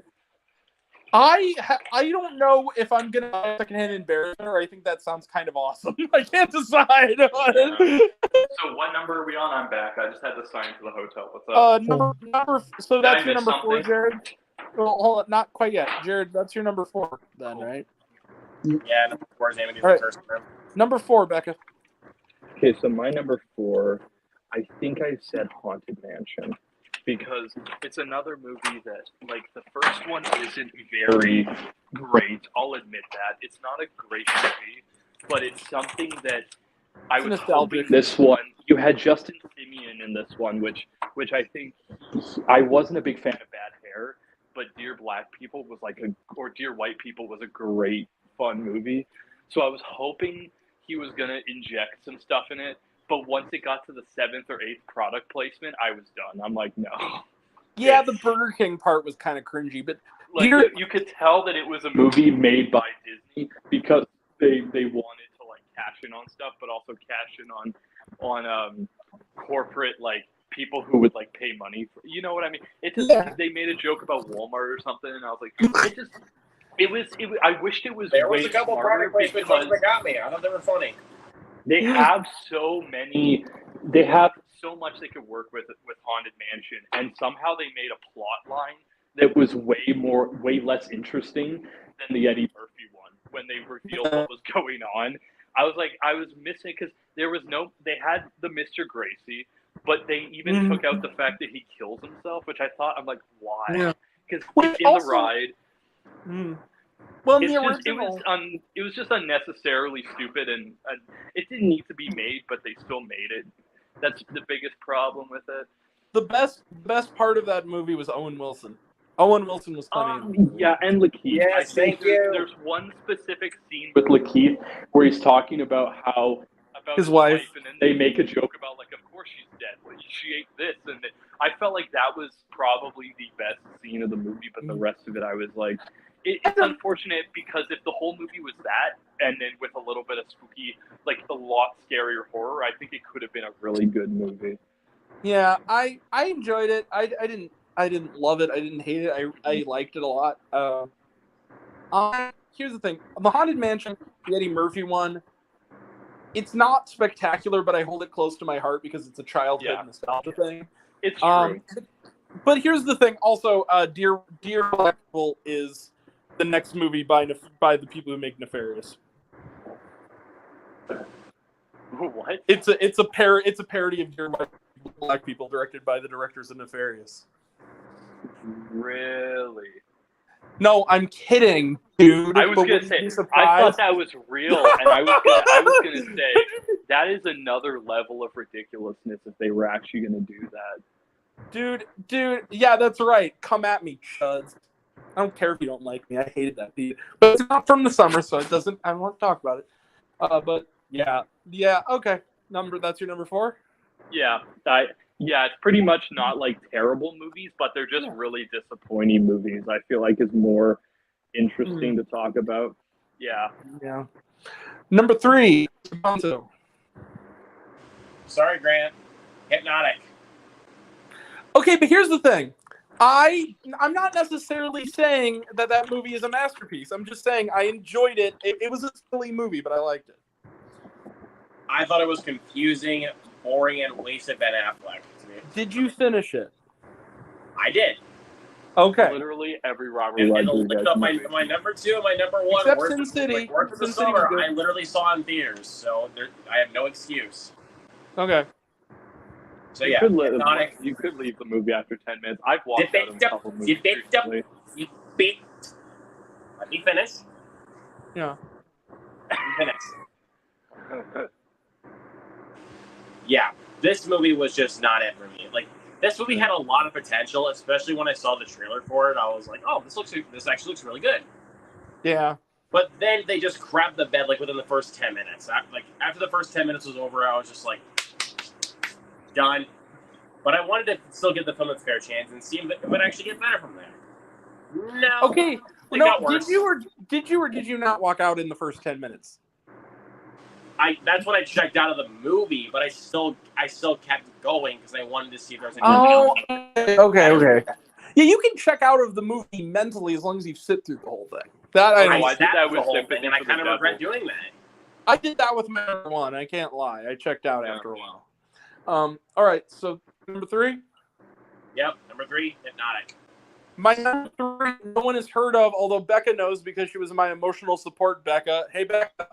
Yeah. Oh, Canada. Release Birds of Normal in the U.S., you cowards. The Baker. Yeah, I love how our review... I figured as much. It was The Baker. Our review just became us talking about how good I like movies and Talk to Me was. I found that really funny that we literally talked about The Baker for like 5 minutes, and it was an hour and a half long stream. We spent, dude, that was a movie. We talked about 15 minutes about The Baker. We talked about 25 minutes about how... Man, Sarah Gadon deserves to be a bigger. Yeah. Like for 25 minutes. For a movie that we haven't even either seen, we were talking good smack about it more than we were about the movie at hand. It was funny. The Baker, as I like to call it, how to waste the combined talents of Ron Perlman, Harvey Keitel, and Elias Koteas in 90 minutes. Hell yeah. It didn't even look like even when I looked at the poster, I was like, this is actually a movie. Yeah, it is. I saw it in the theater. It's one of those cheaply made Canadian films where it's just put out to say we make movies, but then they It was shot in the Caymans. It was shot in the Caymans with like they don't really. It's one of those movies that they push other things like good stuff, like good stuff like I like movies to the other side. And then they just show this for some reason, but it's I wish there was more love to actual good Canadian cinema, but for some reason, it's because the cast is so stacked. That's the only reason it got. And the thing is that it's jumping on the bandwagon of the fact that revenge movies are hot right now. So even the crappy ones are going to at least get some eyes on it. Because when I went to see it, it was me and Ryan. our theater for like a Saturday at like 1 p.m. was actually pretty packed. I mean, there were a lot of people there. So I think it's just the post John Wick thing of like John Wick is good, so the ripoffs are coming out of the woodwork. The problem is they keep making these shitty revenge movies, but I would rather see revenge movies that are actually really different and well made, like a Jennifer's Body or like an actual Revenge 2017, where it's or Bottoms. Or Bottoms is all I would say too. Yeah, it's like one of the revenge you don't watch Death Sentence. Death Sentence? Oh yeah. Death Sentence is underrated. I like Death Sentence. Here's the thing. High Tension. High Tension, like Miss 40. There's so many better. Like okay, or I don't know if this is a revenge movie because technically it's the guy who gets hurt, but like looking for Mr. Goodbye. Like there's so many better. I saw the promising moment. I'm so many better movies. By the way, I'm excited for Saltburn than I am for most like freaking Christmas. That trailer is great, but then when I heard it got like a 48 at like Venice, I was like, well, that sounds like it's gonna be amazing. When I heard that like there's a scene where like Barry Keoghan licks Jacob Elordi's sweat off some like fucking pants or some shit, I'm like, okay, this is gonna be weird. I'm down. Can I agree with you guys real quick? I'd like to apologize. So in an early video I did in my channel, I criticized Jacob Elordi. Oh lordy. Because I hated Two Hearts so much, and I said, this dude's an underwear model who can't act. Then I saw the Mortuary Collection. Then I saw something else. I'm like, you know what? Jacob Elordi's not that bad. I heard he's fantastic in Priscilla also. So I am so excited for Priscilla. It's Sofia Coppola. People are saying her best movie since fucking Lost in Translation, which I'm like, damn, that's everybody gets on stick, but I liked The Bling Ring a lot. The Bling Ring was fun. I also like Marie Antoinette. I heard that this one is most like Marie Antoinette. Yeah. All right. Anyway, so yeah, that's my number 3, The Baker. The Baker. It's just oh my god, The Baker. Number 3. Number 3. Gerard. It should be original. Sorry, Ed.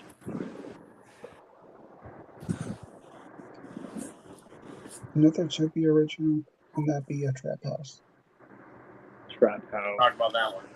I still haven't seen a it. Cool opening scene does not mean a cool opening scene does not help the rest of the movie. Yeah, that's what I heard. Look at The Good Mother. We're gonna have that one because that's the fall. That came out in September. Yeah. Anything to add? Trap House? Yeah, Number 3. Number 3.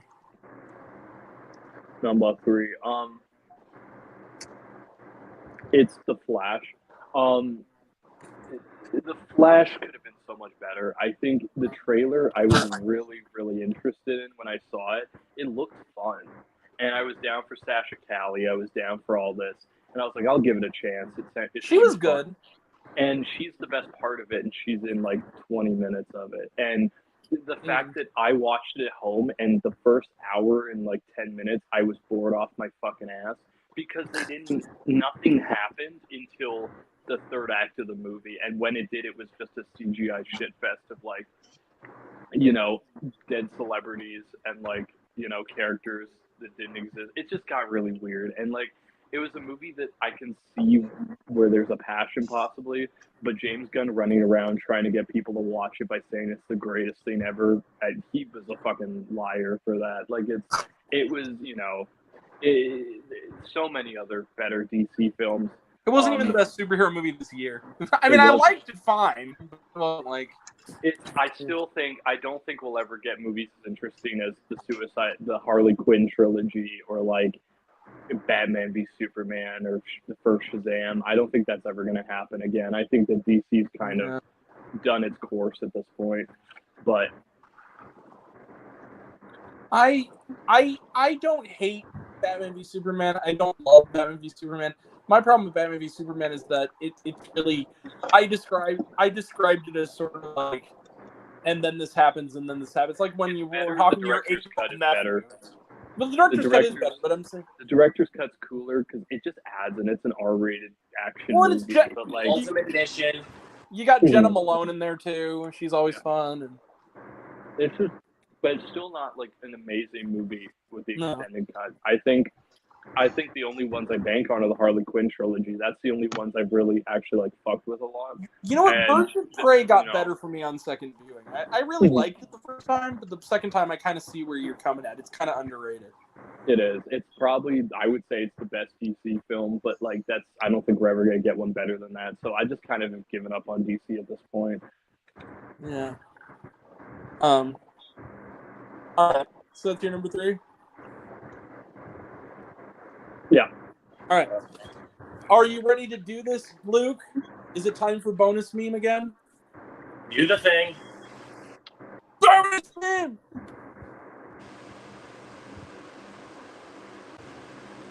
Number 2, Mr. Ponta.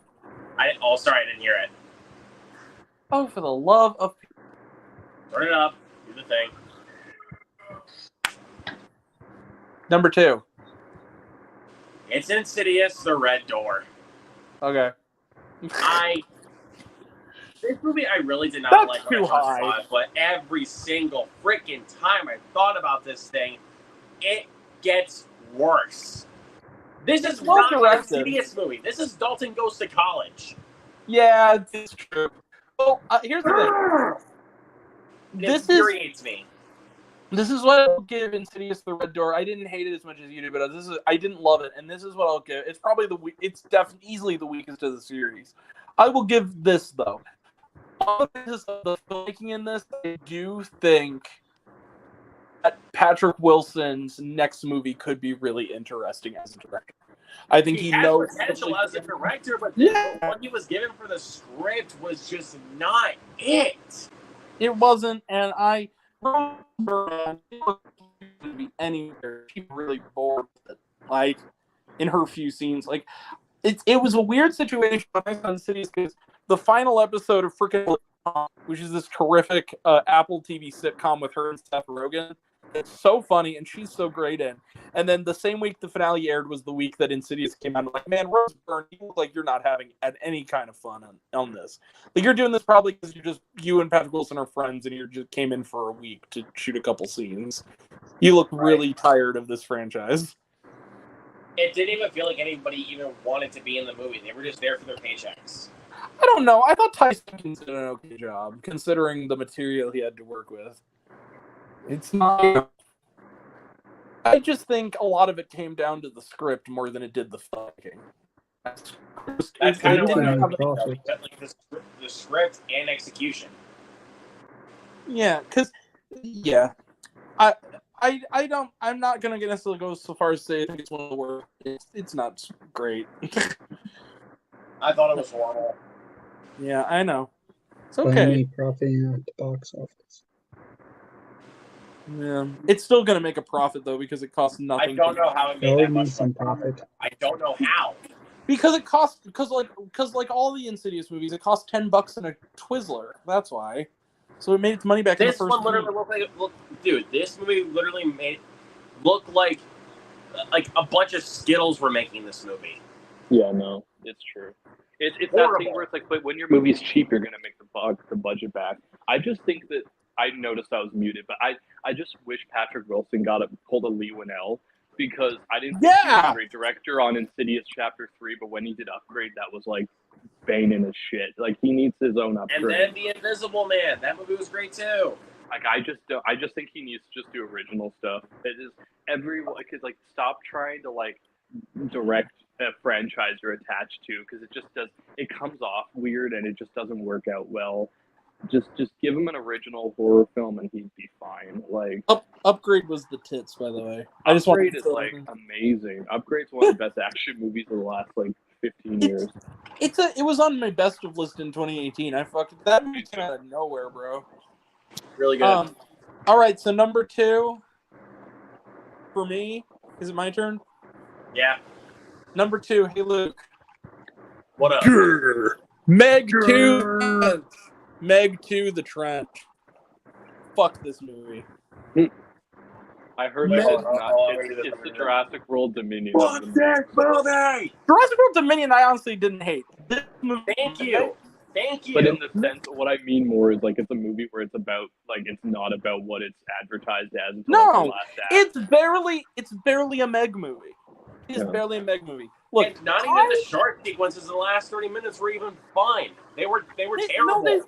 No, they weren't fun. The reason is because the characters are dumber than even saying dumber than dirt seems like an insult to dirt. I mean, these people, their brains. They're dumb, dude. They're literally showed the that. character who just thin as nails, dude. Well, the trailer showed that with the scene where the girl's like vlogging, and then I haven't seen the movie, but the scene where she's vlogging, and then the fucking shark eats her. When I saw that, I'm like, okay, so we have like stupid person logic in this movie then. Hey, Becca, would you believe I said that girl was the smartest character in the movie? I would, because I feel like the trailer showed me. You know you're lying about it. You know it was just stupid characters the whole time. Well, the reason she's smart is because she's actually the villain. Oh, okay. So she actually is kind of okay, like intelligence-wise. But that uncle dude, the little girl's uncle, bless his heart, I'm surprised he remembers to breathe when he wakes up in the morning. Man, and Meg too. Like the best character in the movie is the dog, and that was from the first one. Well, Tyler told me that it was a waste of fucking time, and I was like, thank God I didn't go see it because I could have. And it was like, it's a waste of time. Like, don't. It's all of 2 hours. And it doesn't need to be. It goes on, and then on top of that, the most heartbreaking thing of all, and he's on the bandwagon. He said he'd do a third movie, and they're going to be able to because it's going to make its money back, especially once it already made money back. And he's making profit. Is Ben Wheatley directed this? Ben Wheatley is a really good filmmaker. He made Kill List. He made Free Fire.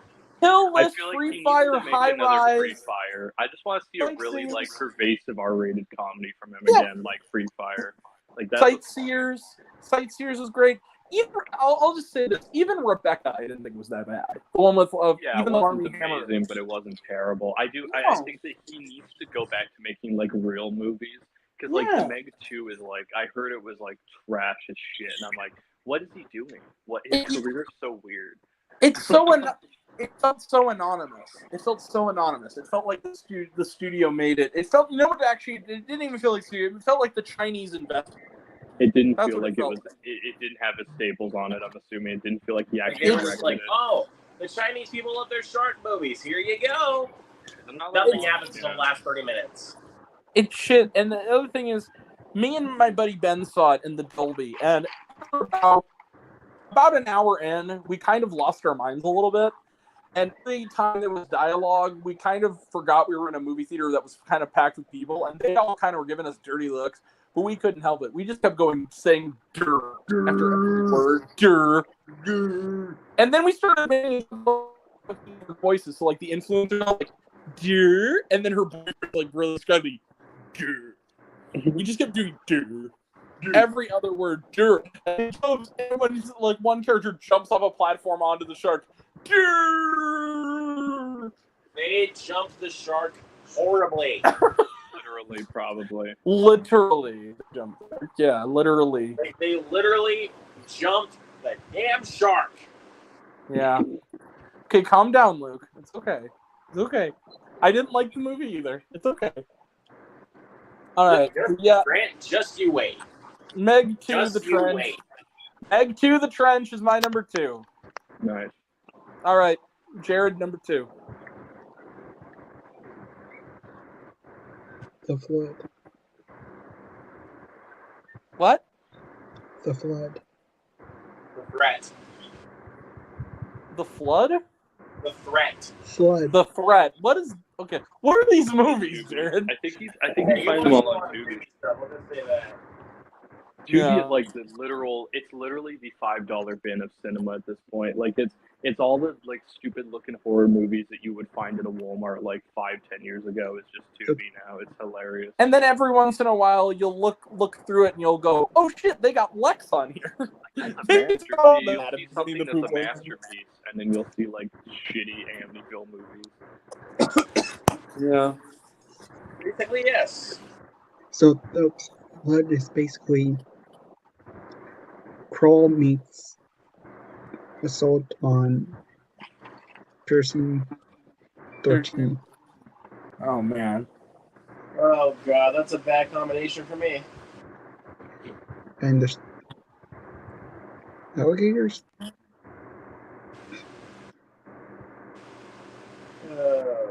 Just rent The Crawl. CGI is way worse. Yeah. Crawl was fun. People should Crawl- see Crawl. Crawl was actually a good movie. No. Yeah, cut the budget in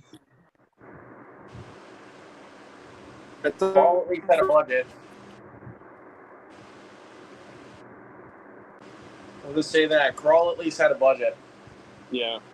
Well, and it was like a premise that was actually kind of cool. Like, But at the same time, it kind of just felt like, here's your concept, we're just going to give you that concept. but I There were like just that times where I wish they did a little bit more with it. But I like that they mixed a hurricane and a crocodile. I just thought I'm that was audio only interesting. for a moment. Nice.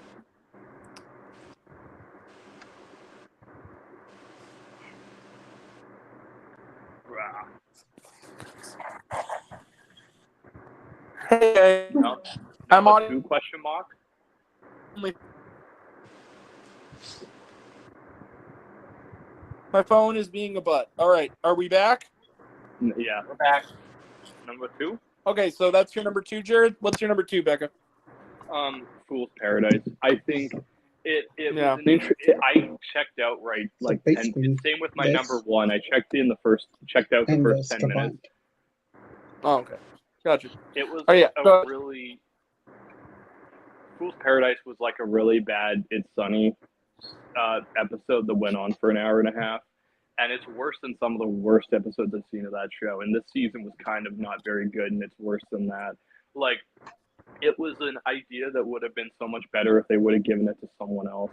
Like, I'm trying to think, because we were talking about it, Grant and I were talking about it, there were directors we were bringing up that would be much better than this, because it's essentially just Robert Altman's the player, but just stupid. Which is unfortunate, because, like, that movie's an almost masterpiece.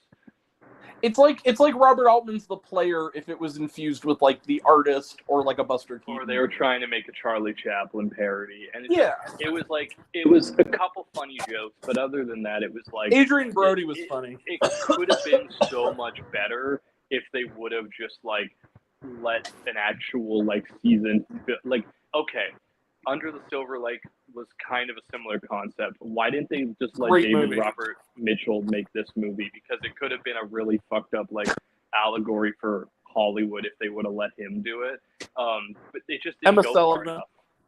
Emma Seligman could she could have done a great one too. I just think that a director who's willing to go past the bear, because it felt like he was like Charlie Day was flirting with the idea of saying stuff that was like gonna piss people off, but he just never did, and that was the problem. Yeah. Like I wanted them to go like I want the third act to be fucked up. I feel that would have been great if it was just like gnarly as shit. Yeah. But it really wasn't, so it was a waste of time. For a movie that was shelved for 6 years, I completely understand why after seeing it 8 years. I completely understand why. Or no, 5, sorry. Where Charlie, like, Janelle asked me before it came out, she's like, so when's that Charlie Day movie coming out? And I was like, it's coming out soon, but I have a feeling there's a reason it took 5 years to come out. I don't know if she's seen it, but like, it's because she's watching It's Always Sunny and she liked Blackberry, and I'm like, I don't know if you'll like Fool's Paradise. It's just stupid. Was on that review as well. It's the best movie I've seen in the last 24 hours because I literally saw it the day after I saw Blackberry. I'm from Waterloo, where the vampires roam. Where the vampires are. It's great. Like I just think like Fool's Paradise could have been so much better as maybe a Charlie episode, because they did the whole Janitors Mops Twice, where they made like a parody of like film noir. They should have just made a Charlie Chaplin parody and made it an episode. It would have been more interesting than we got this season. My connection is being stupid. Anyway, so let's wrap this puppy up. Is that your number 2? Yeah. Okay, let's wrap this puppy up with number 1. Oh, Jeremy John's reference. Number 1. Do the thing. Okay, one more time. Number 1. Meg to the trench. White? Okay. Okay. I wanted to wait until you were done because this movie sucks. It was terrible. It was so seriously. bad. The guy that says like you can't get rid of him, how does he survive some of this stuff? He's such an idiot. That scene, like when the shark literally just comes flying through, and he's still fine. Dude, okay. That doesn't make any sense. In danger at every fucking possible moment. And somehow he lives just fine. He's the luckiest idiot I've ever seen. I'll say this: there's one kind of okay element to the movie, and that is the dude. It's Cliff Curtis and like the black dude. If it was the whole movie was them, I might actually enjoy some of it, but they're barely a movie.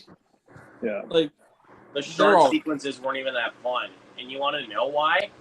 Most of them were given to the trailer, and you don't see them until the last 30 minutes. All of them were in the trailer. There was not a single one of them that wasn't in the trailer. Exactly. So they weren't fun. Oh my god. This is like literally one of those times. Like I never do this. I literally went on my phone for like at least like I to check my time. And I was like, I did that a lot. I was like, how is this not over yet? Yeah. I felt like I sat there for already 2 hours and it was like an hour in and I was like, what the fuck? It's just over, please.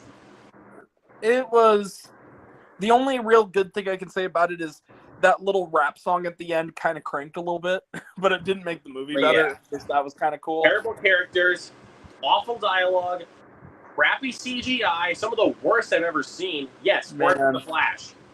Dude, right at the beginning, right the opening scene, some of the worst. The opening scene looks so fake.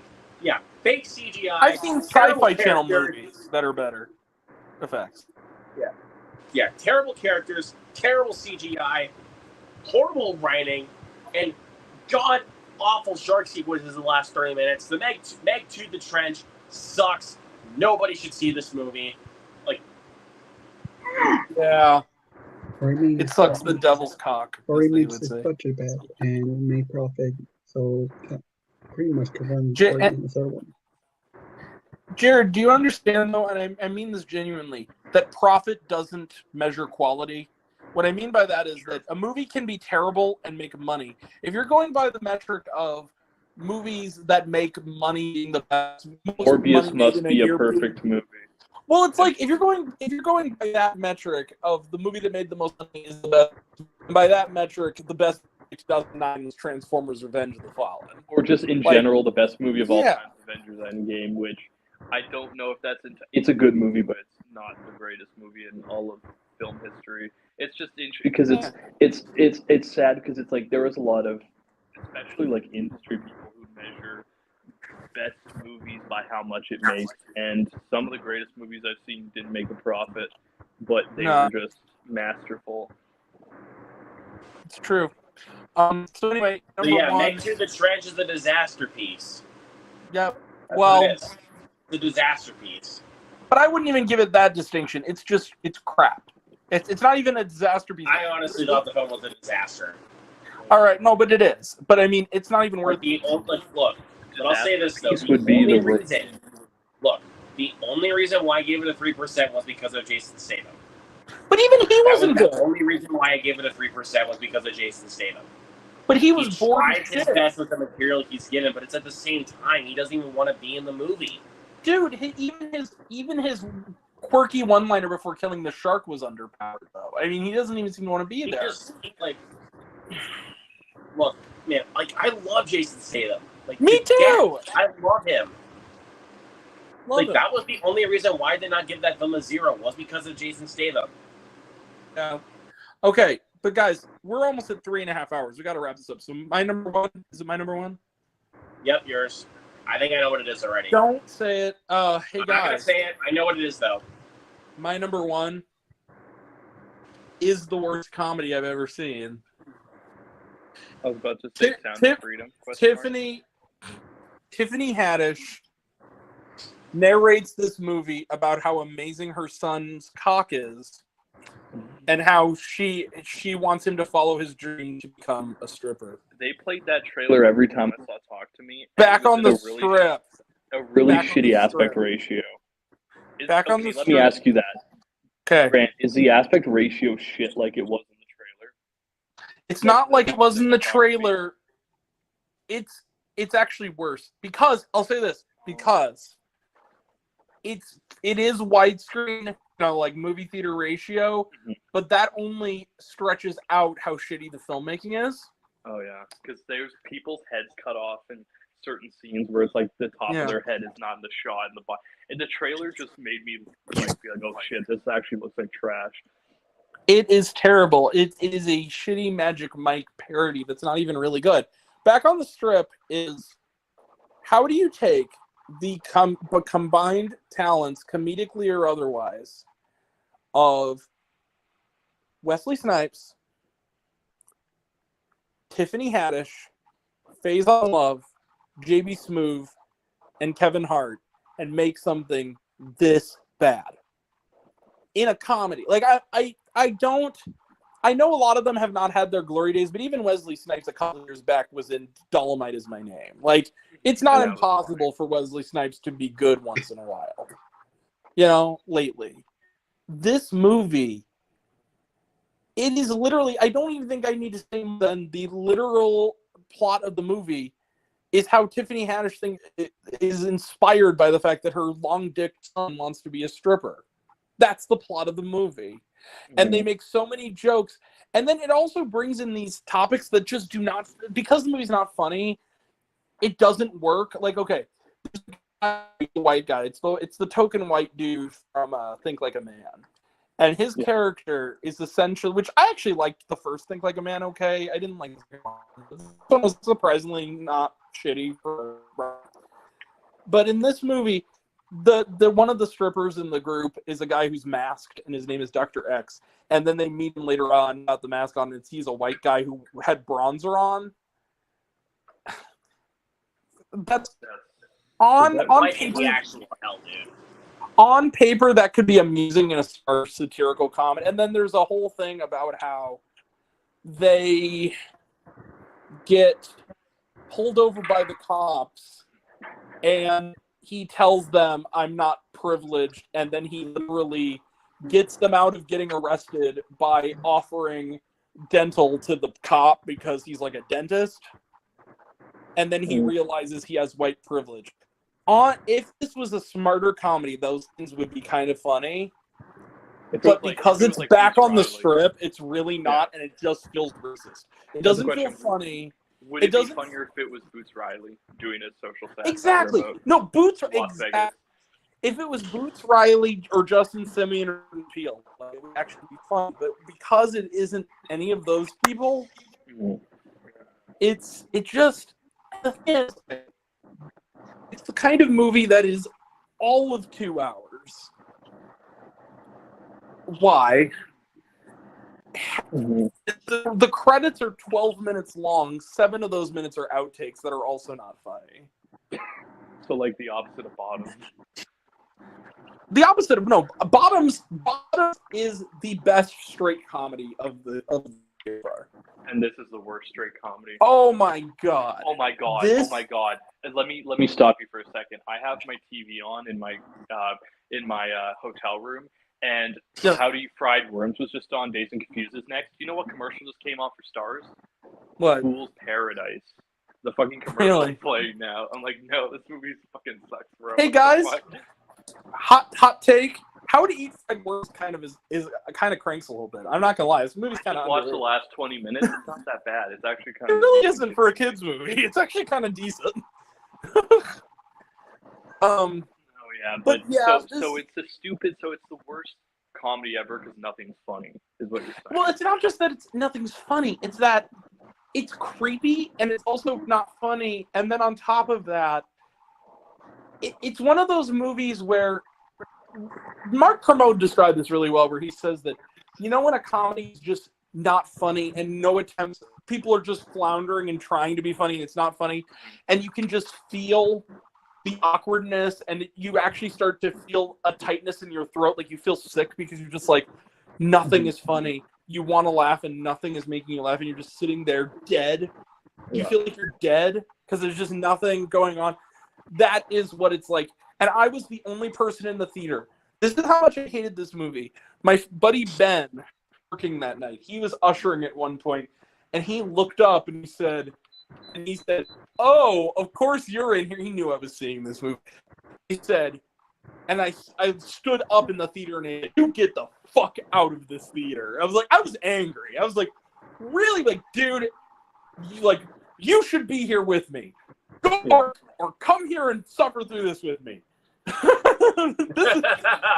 owe me 4 Meg 2s for this. You owe me, motherfucker. I was angry. I was red in the face.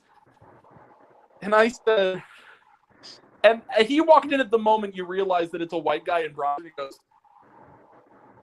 is that dude a white guy in bronzer? And he goes, yeah. I'm like, fuck. It's just, it's so bad. Yeah, we've gone on for 3.5 hours, so I'm actually gonna head out.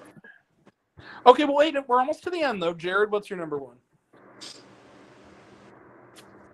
Yeah, my number one's back on the script. My number one is DC Down. DC Down. Okay. Doobie stuff. But I'll take your word for it, Jared. It involved an earthquake, and the third act all of a sudden went to White House Down. And I actually like White House Down. Me too. White House Down's kind of fun. Dude, Jamie Foxx plays the president of the United States. How could you go wrong with that? White House Down is stupid, but it's stupid in a fun way. Like it's enjoyable popcorn movie. I'm saying the third act all of a sudden just changed to White House Down. No. Our first 2 acts is all about earthquake. Like, seriously, there's literally a scene where Channing Tatum puts like a bunch of explosives around Jason Clarke's neck. Yeah. And then he explodes, and then it just comes off in a big explosion. It's the kind of movie where Jamie Foxx stabs one of the men, and then wait with bated breath. He goes, say it, and he goes, what did you do? And he goes, the pen is mighty. You're like, yes! And there's also a scene where one of the terrorists, who was supposed to be dead, grabs him and he just kicks him in the face and like, get your hands off my throne! Yeah. See, now, Roland Emmerich can make enjoyably silly movies that I can get behind, like Moonfall. Okay, look. I really do not like Moonfall, but it's a really so bad it's good movie. It's a batshit movie, though. Like, it's like, oh, we're doing a car chase and gravity's falling on its fucking ass. Hold on a second. Why do you think I even own this? I don't know, because it's kind of, I think it's a fun movie for what it is. It's dumb. It's terrible, but it's like, bro. I don't even think it's terrible. I think it's exactly what it says on the dumb Roland Emmerich disaster movie. But honestly, the movie knows it's bad. It does. It's better than Independence Day regurgitation. I'll tell you that. Anyway, let's end this now, Becca. We'll save the best for last. Number one. So, the worst movie I've seen this year. I think not worst. Disappointing. I saw of the summer. You mean? Sympathy for the Devil, a Nicolas Cage movie that premiered at Fantasia Fest. in like July, which is a genre fest, and even there, people were like, "This is really bad." A movie where like it's trying to be a mix of like Collateral and I Saw the Devil, and it's not that interesting. And literally the best scene, I'll sneak it in here. One of the best fucking scene in the movie is when he sings "I Love the Nightlife," which gave me Chris Chan like flashbacks when he was singing "I Like the Nightlife" at a fucking club. So my review is literally just, it's so funny that the Chris Chan scene is the best moment in the movie. But it's Nicolas Cage doing Nicolas Cage again. But this is a thing too. This is the worst thing about the movie. Most of it's shot of them driving in the car, but the windows are green screen because a friend of mine who knows more than me about it said that they shot the whole movie on a sound stage, including the outside shots of the movie are on a sound stage. So it looks really, really bad. Oh no. And it's dumb, it's uninteresting, it's not directed well. It's Nicolas Cage running around screaming like curse words and like, you know, it's whatever. It's one of those bad Nicolas Cage movies. We still have good ones. I hear there's a couple good ones coming out this year, but it's one of the ones where I'm like, nah, this is paycheck Nicolas Cage. Yeah. It's not good. It's unfortunately bad. It could have been an interesting premise if they would have actually tried with it. Yeah. Yeah, that's the most disappointing thing I saw in the summer. Okay. All right. So that's it, everybody. Sorry we went on long, but we did. I'll say this: our best of was way longer than our worst of. I counted it up; it was longer. So yeah, that's it. We are done. We're not even going to talk about what's next. Everybody just needs to say goodbye. Call it a night. Need to watch Ahsoka. So bye, everybody. I gotta get up early, so. I know you do. So good night, everybody. Thanks for watching. Thanks for coming, guys. Bye. Okay. Bye. I was waiting for it to